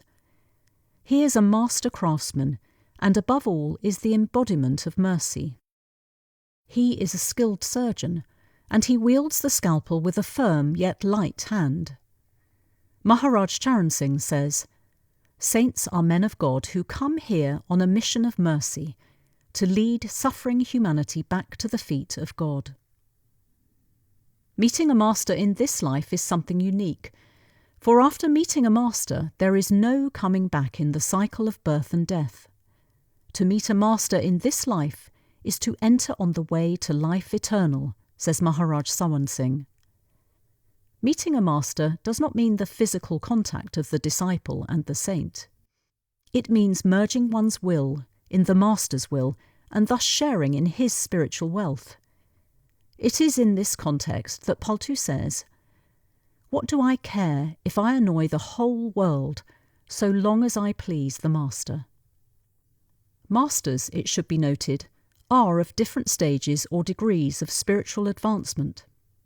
Some are of the first stage, some of the third, and some of still higher stages. Masters of the third stage and below cannot rescue us from the wheel of transmigration. They themselves are not free from it. Only a perfect master who has himself reached the highest spiritual stage, the abode of the eternal, can give salvation. A perfect master initiates his disciples into the secrets of the 5 Shabads, or the 5 inner spiritual melodies emanating from the 5 inner stages. Lesser masters may initiate their disciples differently. A perfect master puts his radiant form, his spiritual power, in his disciple at the time of initiation, and accompanies him throughout the spiritual journey, always standing by his side when the seeker meets any serious obstacles to his spiritual progress. At the time of death, a perfect master appears before his disciple and leads him to the region most suited for his further spiritual progress. Paltu further declares that the Lord and the perfect master have a common mission. The Adi Granth also supports this view. The saint's work and the Lord's is one. In fact, the perfect master is in tune with the Lord, and all the thousands of Brahmas, Vishnus, Shivs and lesser gods and goddesses serve at his bidding. Paltu describes the transformative effect of the masters in Part 1, Kundli 80. As the fever of the serpent's poison is cooled when it encircles a sandalwood tree, so are passions cooled when we come in contact with a saint. As a fool becomes wise in the company of the wise, as oil becomes fragrant in the company of flowers, as iron becomes gold by the touch of the philosopher's stone, so are sinners purified in the company of a saint. Masters teach by example rather than by precept. They endure privations, face difficulties, brave sufferings in silence, and maintain their equanimity at all times. Honour and dishonour leave them unaffected. Palaces and thatched huts are alike to them. Saints can satisfy all our material wishes, but this is not their mission, and most of our wishes are poisonous to spiritual progress. Thought-reading, wish-fulfilling, disease-curing and miracle-working are activities of holy men who are themselves not free from the impermanent material realms. A saint, or perfect master, if he so wishes, can bestow on us the treasures of the three worlds, but giving us these treasures of the material worlds is not his object. Saints can provide us with a magic carpet on which we can fly to paradises of unimaginable pleasure, but again, that is not their function. They come for one purpose only, and that is to take us back to the Lord. Everything other than attaining this transcendental goal is considered by them to be unworthy and unimportant. The Master is our Saviour and Redeemer. He is not just a mediator, he is the Lord's envoy. But there is no such thing as one Saviour for all times. Paltu does not say, "Come to me for salvation," but asks us to go to a Master who is living and possesses the requisite spiritual powers. There is always at least one perfect Master on this planet to take those of us who long for this back to our true home. During the millions of years that have passed since the physical universe was created, thousands of masters have come to this planet, and thousands more will come to redeem us. The Adi Granth supports this view. Ever since the creation, in every age, the line of gurus has existed. Age after age continues the line of Satgurus who have taught the worship of the Guru's Naam. One fact should be clearly understood. Without a living perfect master, no one is saved. Paltu says in Part 1, Kundli 6, "The boat is there, but the boatman is missing. How will the traveller go across?" The nationality, race and religion into which a master is born are of no consequence. A master may be educated or uneducated. He may move from place to place in palanquins or planes, or he may trudge along on foot. He may live in a mansion or in a hut. He may be well or poorly dressed. Such things have no bearing on sainthood. The Lord may appear in any form. The disciple must accept him in the form in which he presents himself. A perfect master does not proclaim himself as such. He leads a normal family life, earns his own living, moves about in society, wears no special clothes, and carries no outward signs or symbols of sainthood. Paltu says, "A lion would rather die than take to eating grass. So also a master would sooner die than live on charity. A swan would rather die than eat shellfish. So also with a master, he would sooner die than beg for his living." Guru Nanak says, "If a saint or seer goes begging, bow not at his feet. He who earns his own living and gives part of it in charity, he alone knows the way." As to the spiritual power and the grace of a perfect master, Baba Jamal Singh says, "All the bonds of worldly hopes and desires and the pains and pleasures of the past 21 lives are cast aside once one has the darshan of a perfect Satguru." Footnote: Darshan. Looking with intense love and devotion. True darshan takes place at an inner level of consciousness and is the encounter between the disciple and the radiant form of the Master. It is the absorption of the disciple into the Shabad or word, which is the Master's radiant form. End footnote. Kabir Sahib and Guru Ram Das both emphasise that without an adept or a perfect master, no one can tread this spiritual path successfully. Kabir says in Kabir Sakhi Sangre Gurudev Ka Ang 60, "I took an adept as my guide, and he showed me what I was looking for. The journey of millions of lives was performed in no time."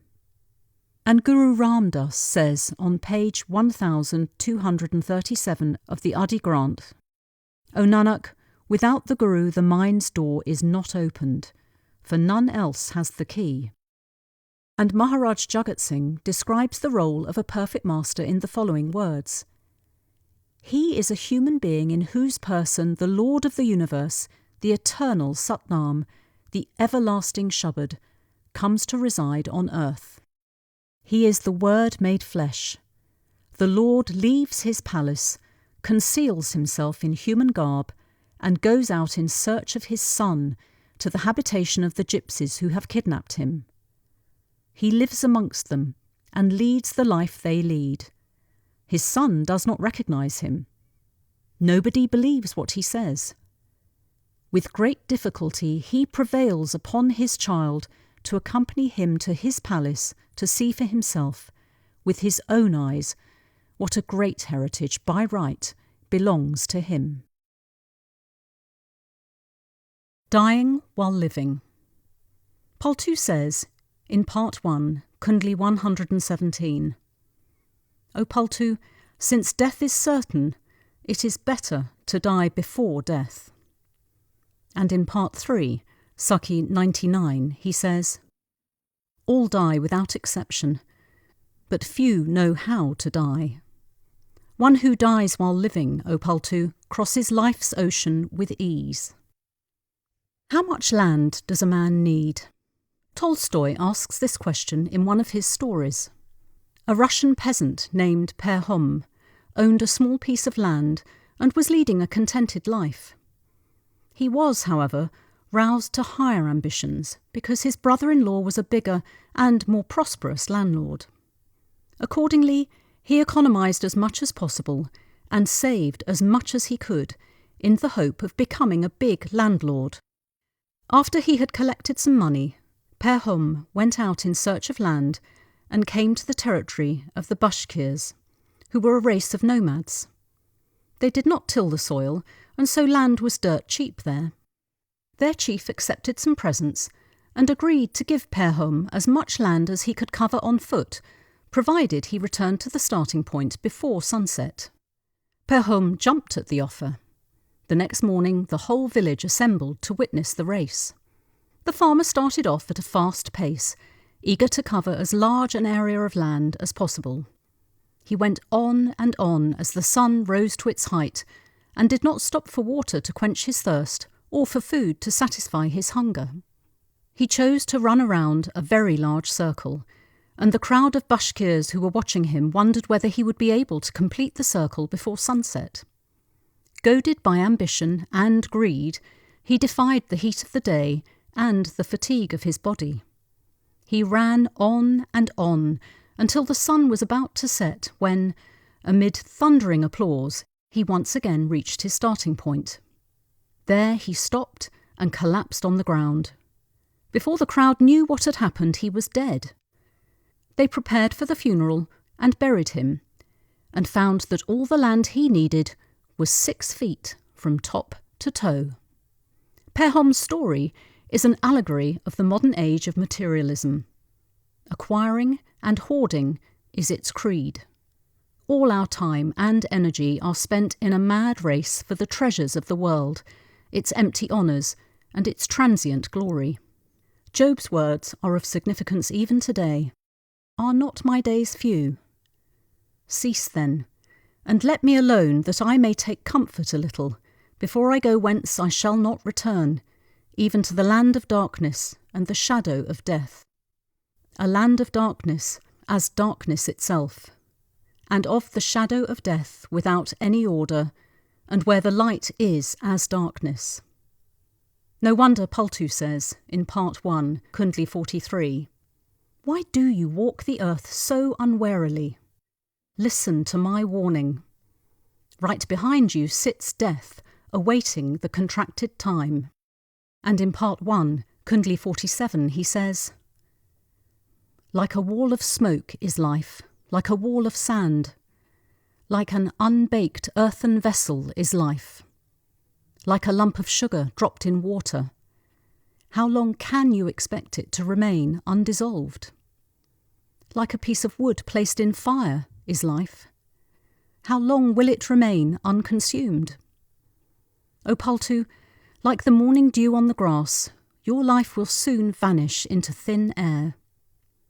Unfortunately, amidst the hectic activity of modern civilization and the din of cars, trains, buses and telephones, the ominous sound of the death rattle is all too often drowned out. We cannot escape the end of our life. Neither in the stillness of the night nor in the hubbub of the day can we escape it, however high our station, however great our wealth, or however Herculean our strength. All parting is painful. How children weep at parting with teachers who may have taught them for just a few years. How heavy-hearted friends feel when parting from each other. How we lament over the loss of wealth, property, position or reputation. How great then must be the pain when all our worldly ties are snapped in a moment. Our fear of death is not just fear of the unknown. We carry in our subconscious mind the entire store of experiences gathered since unknown ages, and these include our memories of death and its aftermath.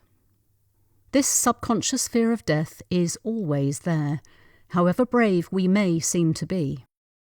Paltu exhorts us to remember the Lord and worship his name while we are still in the body. Similarly, the Bible says, "For in death there is no remembrance of thee. In the grave, who shall give thee thanks?" The Lord knows our sorrows and miseries and is moved to compassion by them. He comes down in the human form to rescue us from this vast prison house. For he hath looked down from the height of his sanctuary. From heaven did the Lord behold the earth, to hear the groaning of the prisoner, to loose those that are appointed to death. Only those who have come to the feet of a perfect master, says Paltu, are rescued from the unending cycle of birth and death to which the entire living creation is subject. Only one graced by a perfect master can truly say, "For thou hast delivered my soul from death, mine eyes from tears, and my feet from falling. I will walk before the Lord in the land of the living."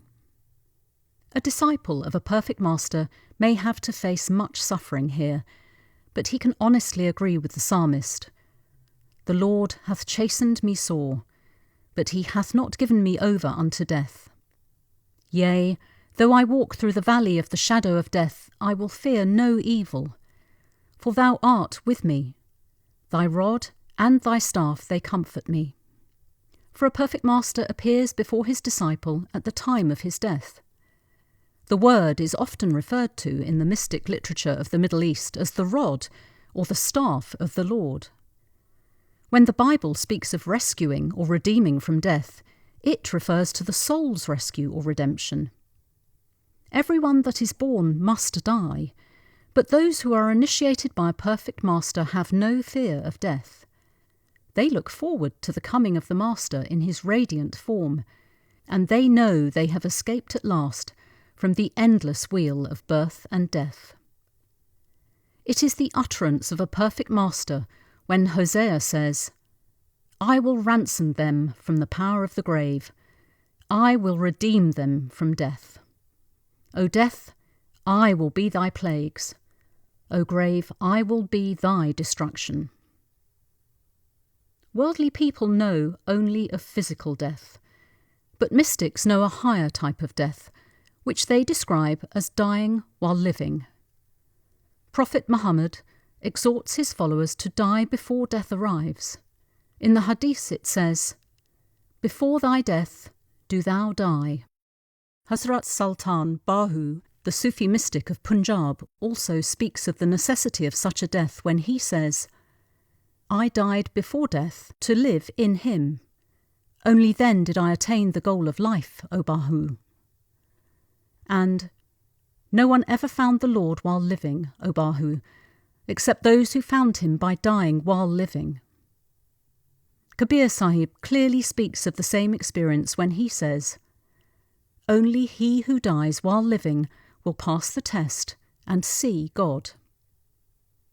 And Guru Amar Das says, One who dies while living, through God's holy word, becomes whole and perfect. This is what Satguru, the brave warrior, proclaims. St. Paul speaks of this death, which leads to everlasting life. In the Bible it is recorded, I die daily. There is a silver cord referred to in the Bible, by means of which one can leave the body and return to it at will, and be at all times connected with the body. In this manner one gets an insight into death while living. Paltu also, in his writings, clearly underlines this truth in Part 1, Kundli 72.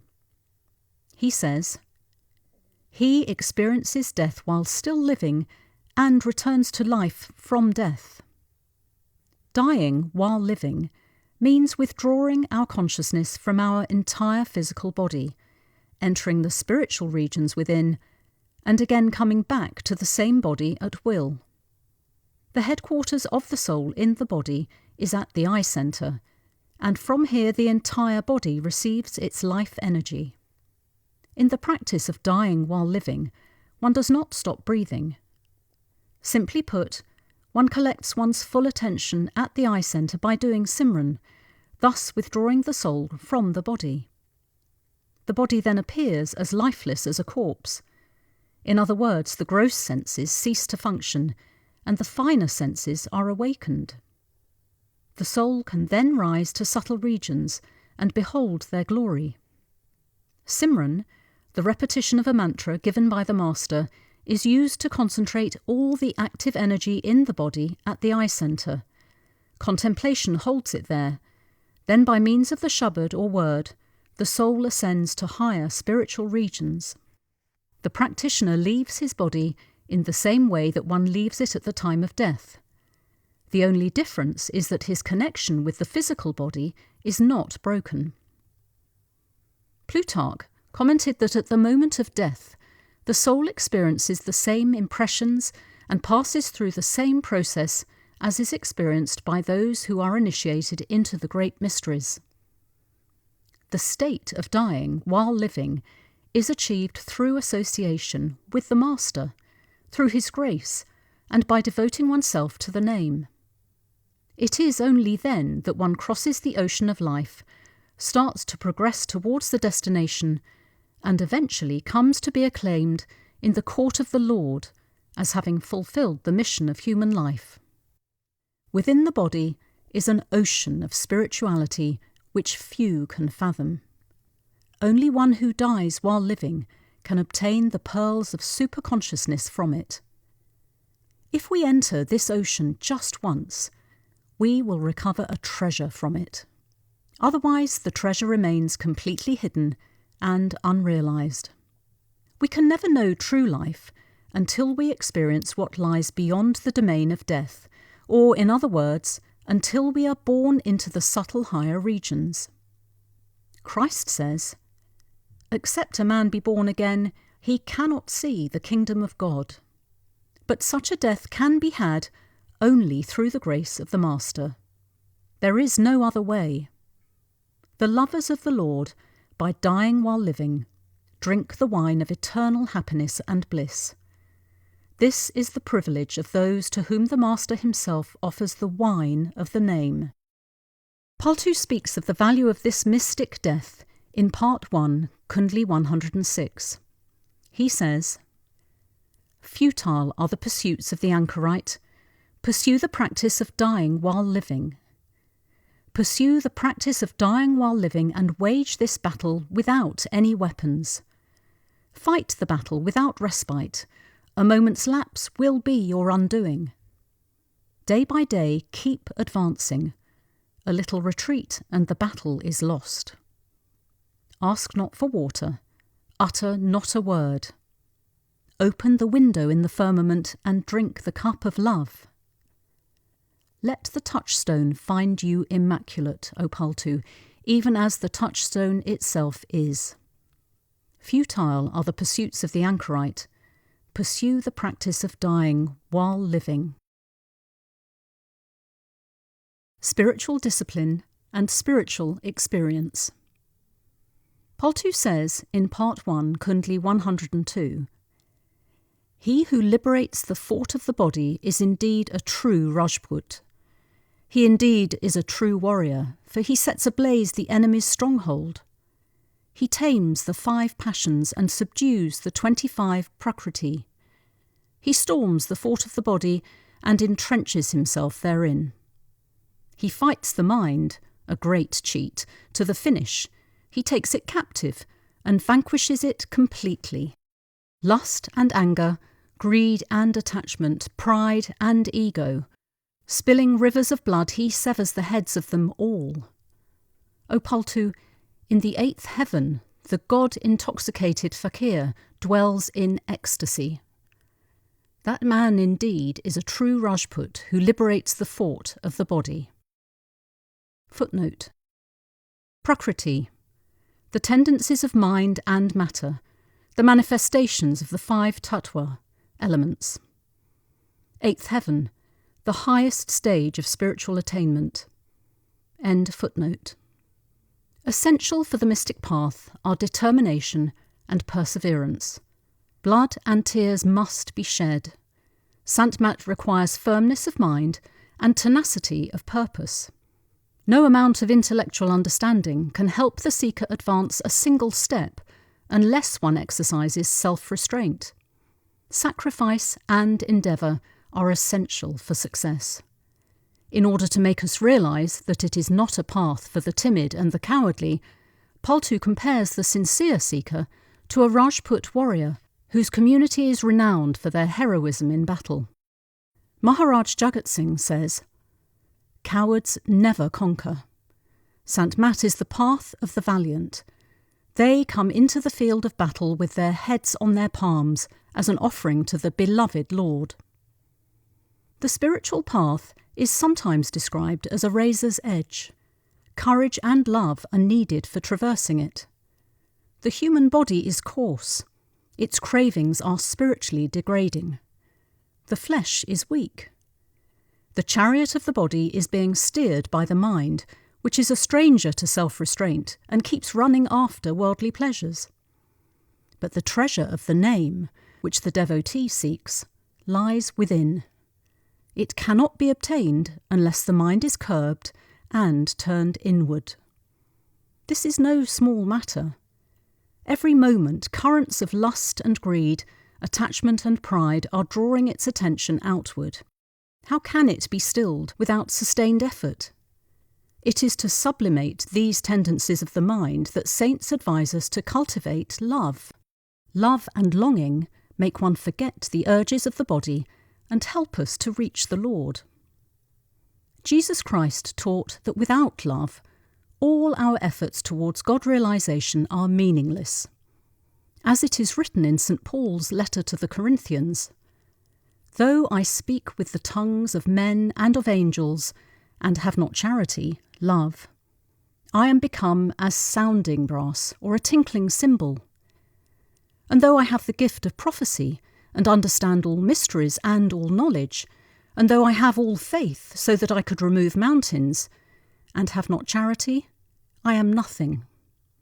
And though I bestow all my goods to feed the poor, and give my body to be burned, and have not charity, it profiteth me nothing. Charity suffereth long, and is kind. Charity envieth not.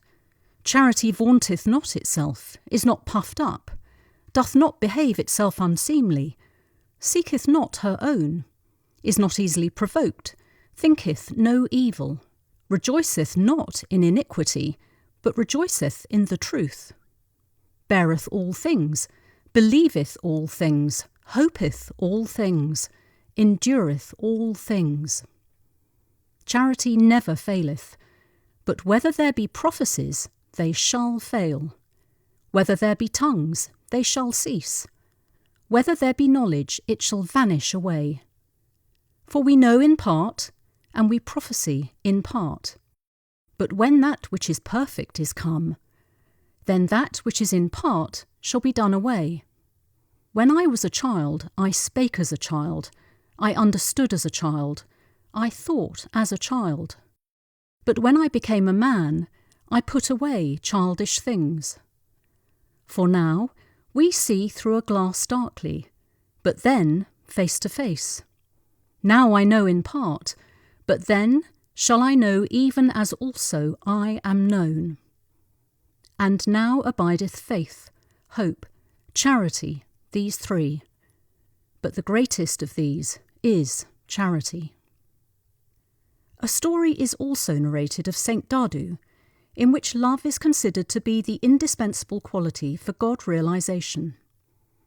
Once Emperor Akbar is said to have asked Dadu, "What is God's caste?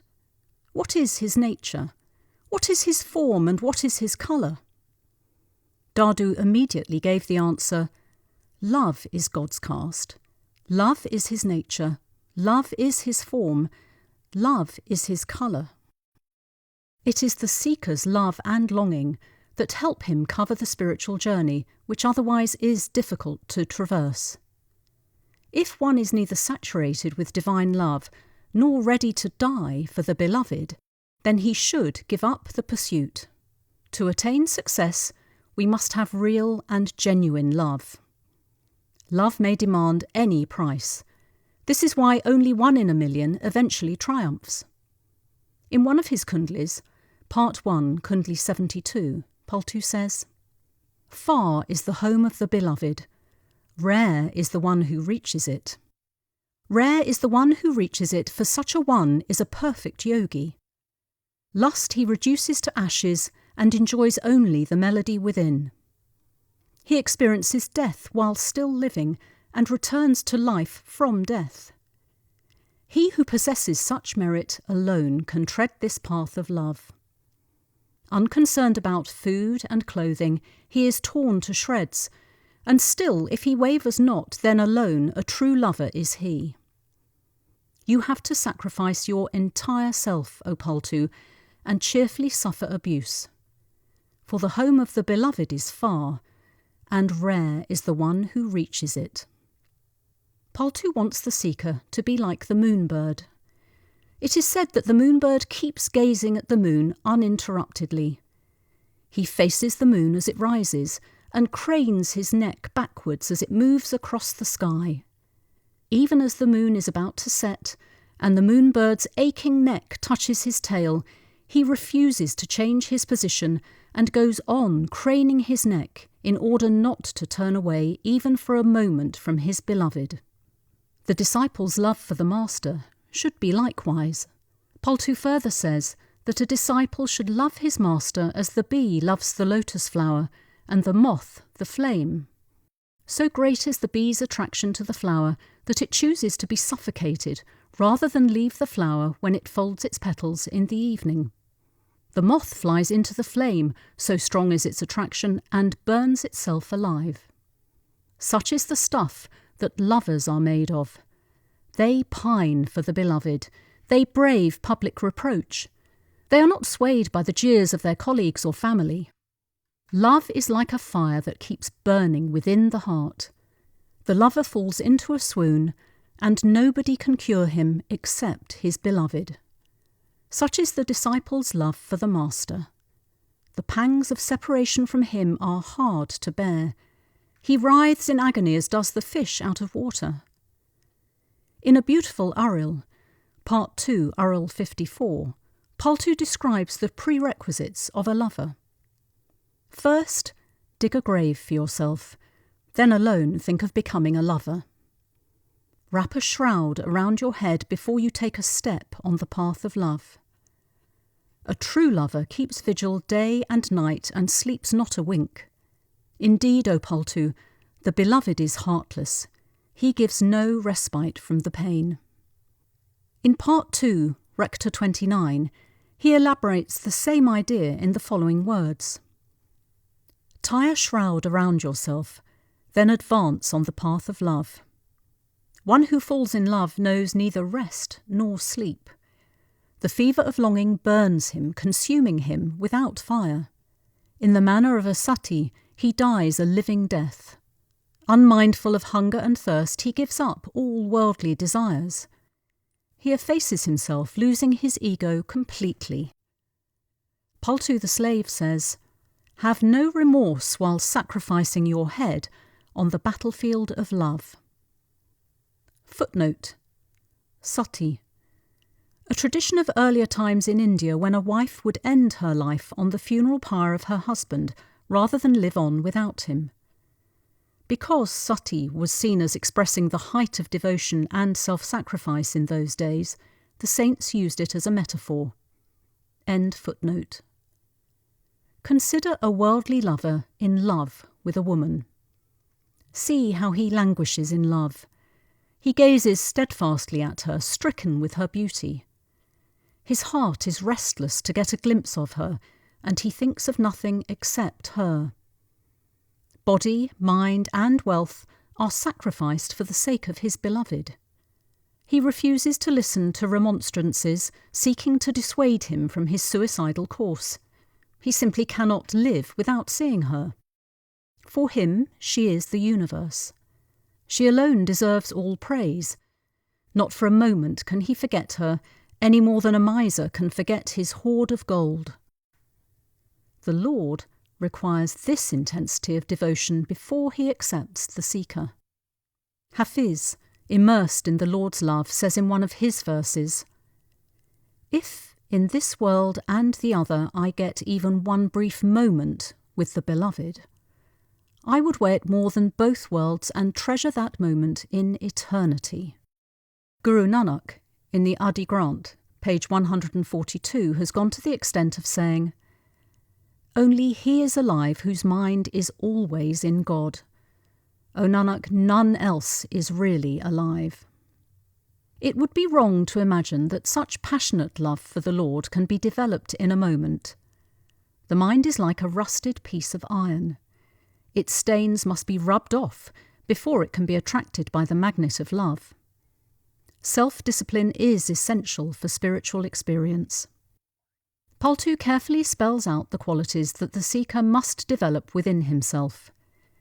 In order to turn the mind inward, the violent gusts of passion which keep its attention outward must be carefully avoided. The seeds of craving for worldly things and pleasures must be crushed. Attachment to the things of the world tethers the spirit to the earth. In Hindu mythology, King Bharat renounced the world and went to live in the forest as a hermit. But he was attached so deeply to a little fawn that when it passed away, he died too. In the next life he was born as a fawn, although he had been a holy man and had made great sacrifices in worshipping the Lord. Worldly desires can be fulfilled only in this world. For this purpose, one has to be born again and again.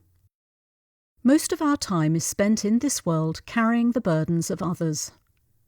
A person who keeps working day and night to make money is no better than a donkey. He is sweating for his sons and daughters, his friends and relatives. When he sleeps after the fitful fever of his life, all his worldly belongings are seized by others. Devotion to the name alone goes to our credit beyond death. If there is nothing in our account, we die a spiritual pauper. Paltu exhorts the seeker, therefore, to do his own work, which is the practice of the name or the worship of the Lord. Why are you worried about others, he says. Look to your own interest first. You shun sugar and take poison instead. You fall into a well yourself, yet you think of showing the way to others. Some are afraid of public opinion. Paltu tells them in Part 1, Kundli 133, "Throw off your veil and dance with abandon to the beat of the drum of knowledge." There are people who fear relatives and friends. Husbands fear the ridicule and nagging of their wives. Wives dread trouble from their angry husbands. Such fears deter them from taking to the spiritual path. They should not forget that all earthly relationships are short-lived, and more often than not, our near and dear ones are obstructions on the path. It is about this that Jesus says, "Think not that I am come to send peace on earth.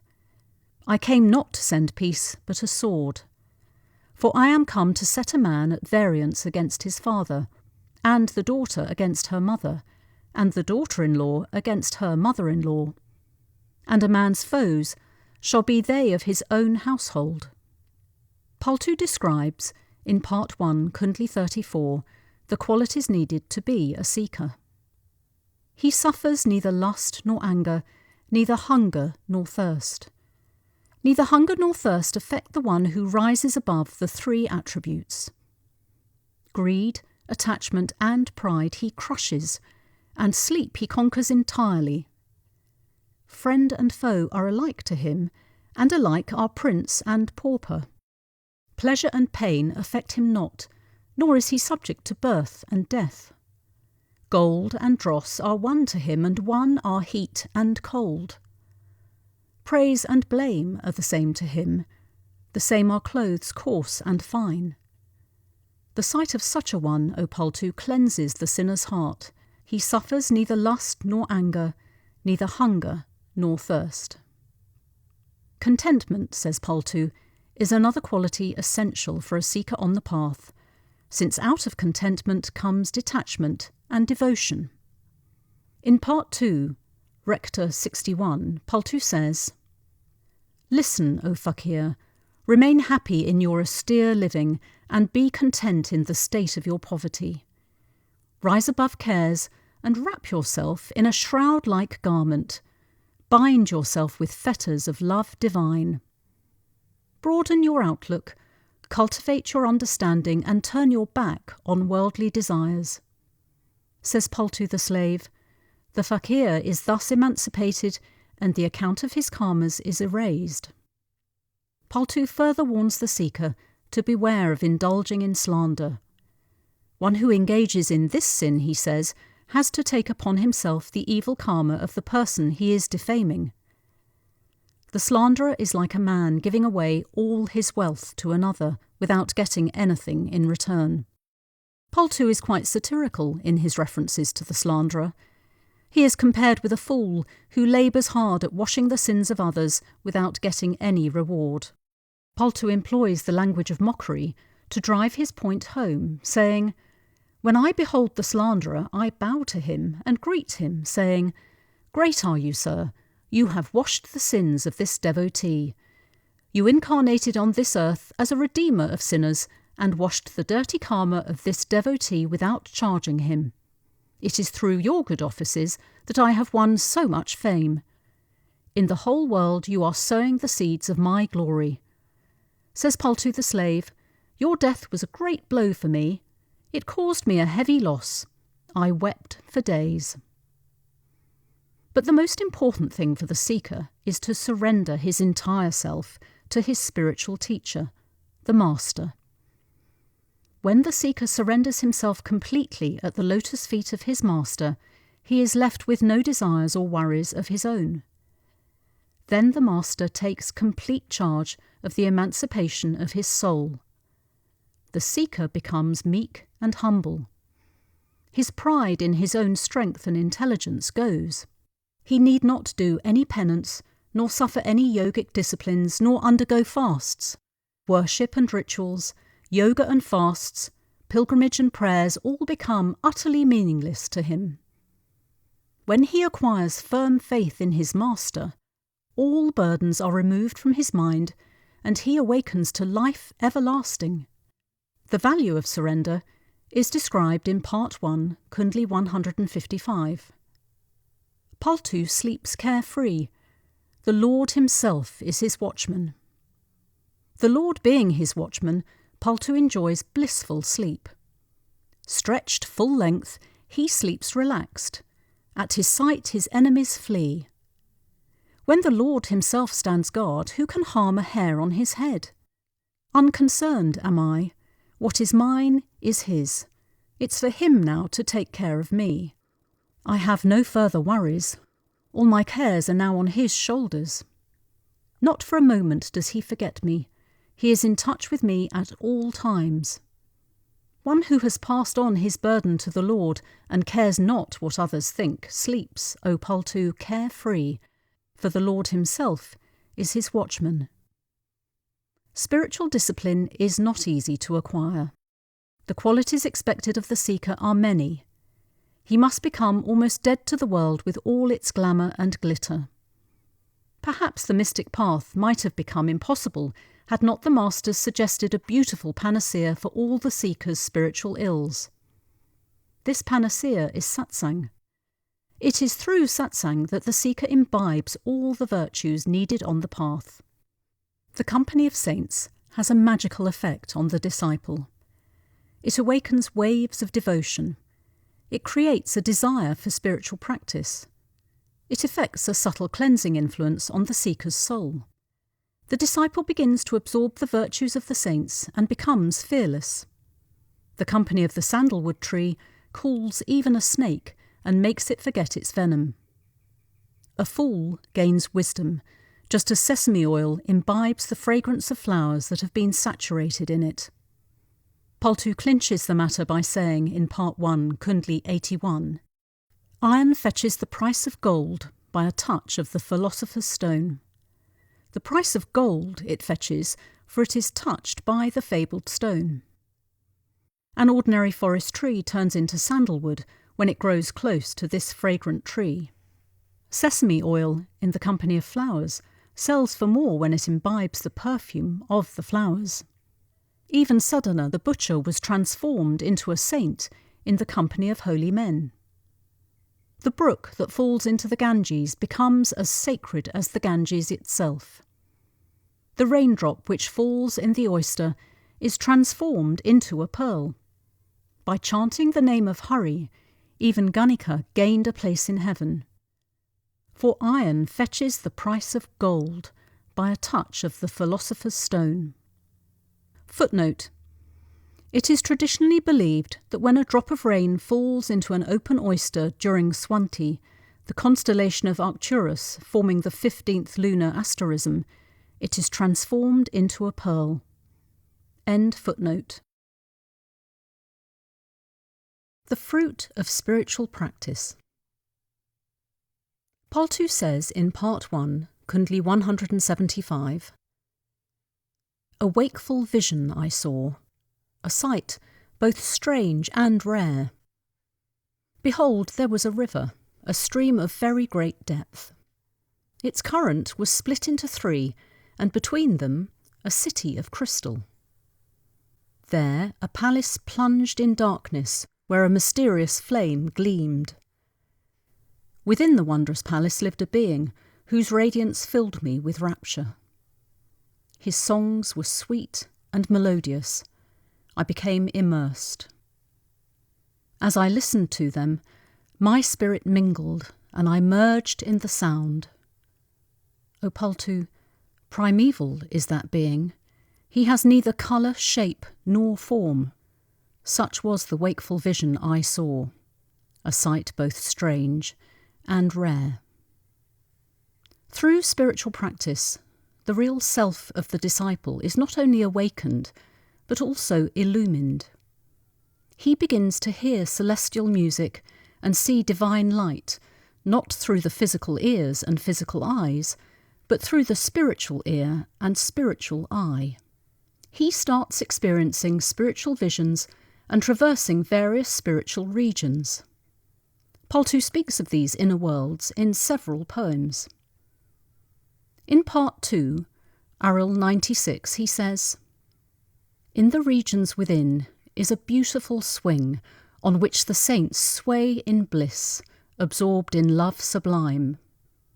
Merged in divine melody are these lords of inner realms. Indeed, O Paltu, in the regions within, the saints' rule is beyond dispute." And in Part 2, Aril 94, Paltu says, "My beloved has laid a garden where a flower of rare beauty blooms. A flower of 1,000 hues, it is the source of all colour. Between the Ganga and the Yamuna lies a square of moonlight. Indeed, O Paltu, there love's lightning strikes resoundingly, day and night. Some modern writers say that these spiritual regions and experiences which the mystics talk about are hallucinations or products of their imagination, and that the descriptions they give of their experience have nothing to do with reality. Many believe that it is impossible to experience such sights within one's body, and that no such regions exist within the human frame. But it must be remembered that these mystics are the most enlightened people that humanity has produced. They describe what they see by illumination. They do not add anything from their imagination. All mystics are positive and unanimous in declaring that their experiences are far more real than the realities of the material world. Man is an inexhaustible store of powers. The whole creation is within him, along with the Creator, says Maharaj Sawan Singh. The drop is in the ocean, and the ocean is in the drop. The creation is in the Creator, and the Creator is in all creation. Similarly, Maharaj Jagat Singh says, there are numerous hidden powers dormant within the human body, which can be awakened and mastered gradually with effort. You will find that there is intense light within you, as also there are numerous places where unceasing music is going on. The poems of Paltu describe what he saw with his own spiritual eye and heard with his own spiritual ear.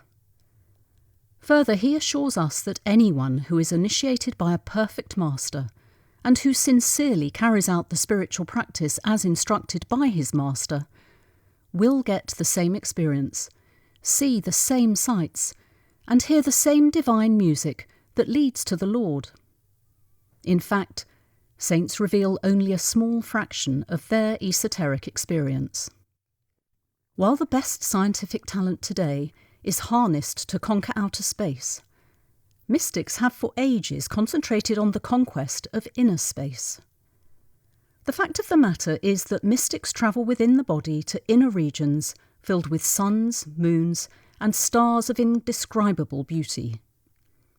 There they see gardens, rivers, cities, and places of a beauty that no language can describe, colours that no brush can portray, lights and music beyond earthly experience. Mystics and saints travel through these regions faster than light and with the ease of an evening stroll. The mystics find within themselves the root of all action, the first cause, the Lord himself.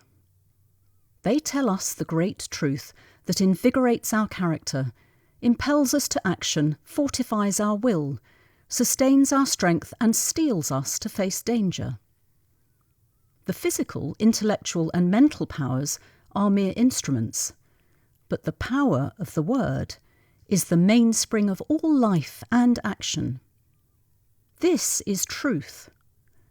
This word is neither written nor spoken.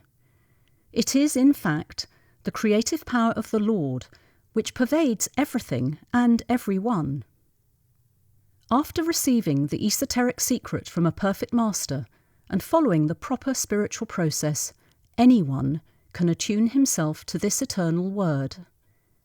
It is only by means of the word that the soul of a person can rise to the highest spiritual region and attain supreme joy and bliss. To reach this ultimate goal, the final fruit of spiritual endeavour, the seeker has to pass through various intermediate stages of spiritual experience. The disciple thus attains spiritual consummation when the finite merges into the infinite and the drop becomes the ocean. After such union, there is no more separation, and the disciple revels in everlasting bliss. The following lines from Paltu's Kundli give a glimpse of the destination the disciple reaches. He says in Part 1, Kundli 59, "I beheld the form of my beloved, and I merged into his form. I was united with him. Never again shall I face separation. Realization has now come. There was never a time our love was not. The flame merged into the flame, and the soul in bliss into the Lord."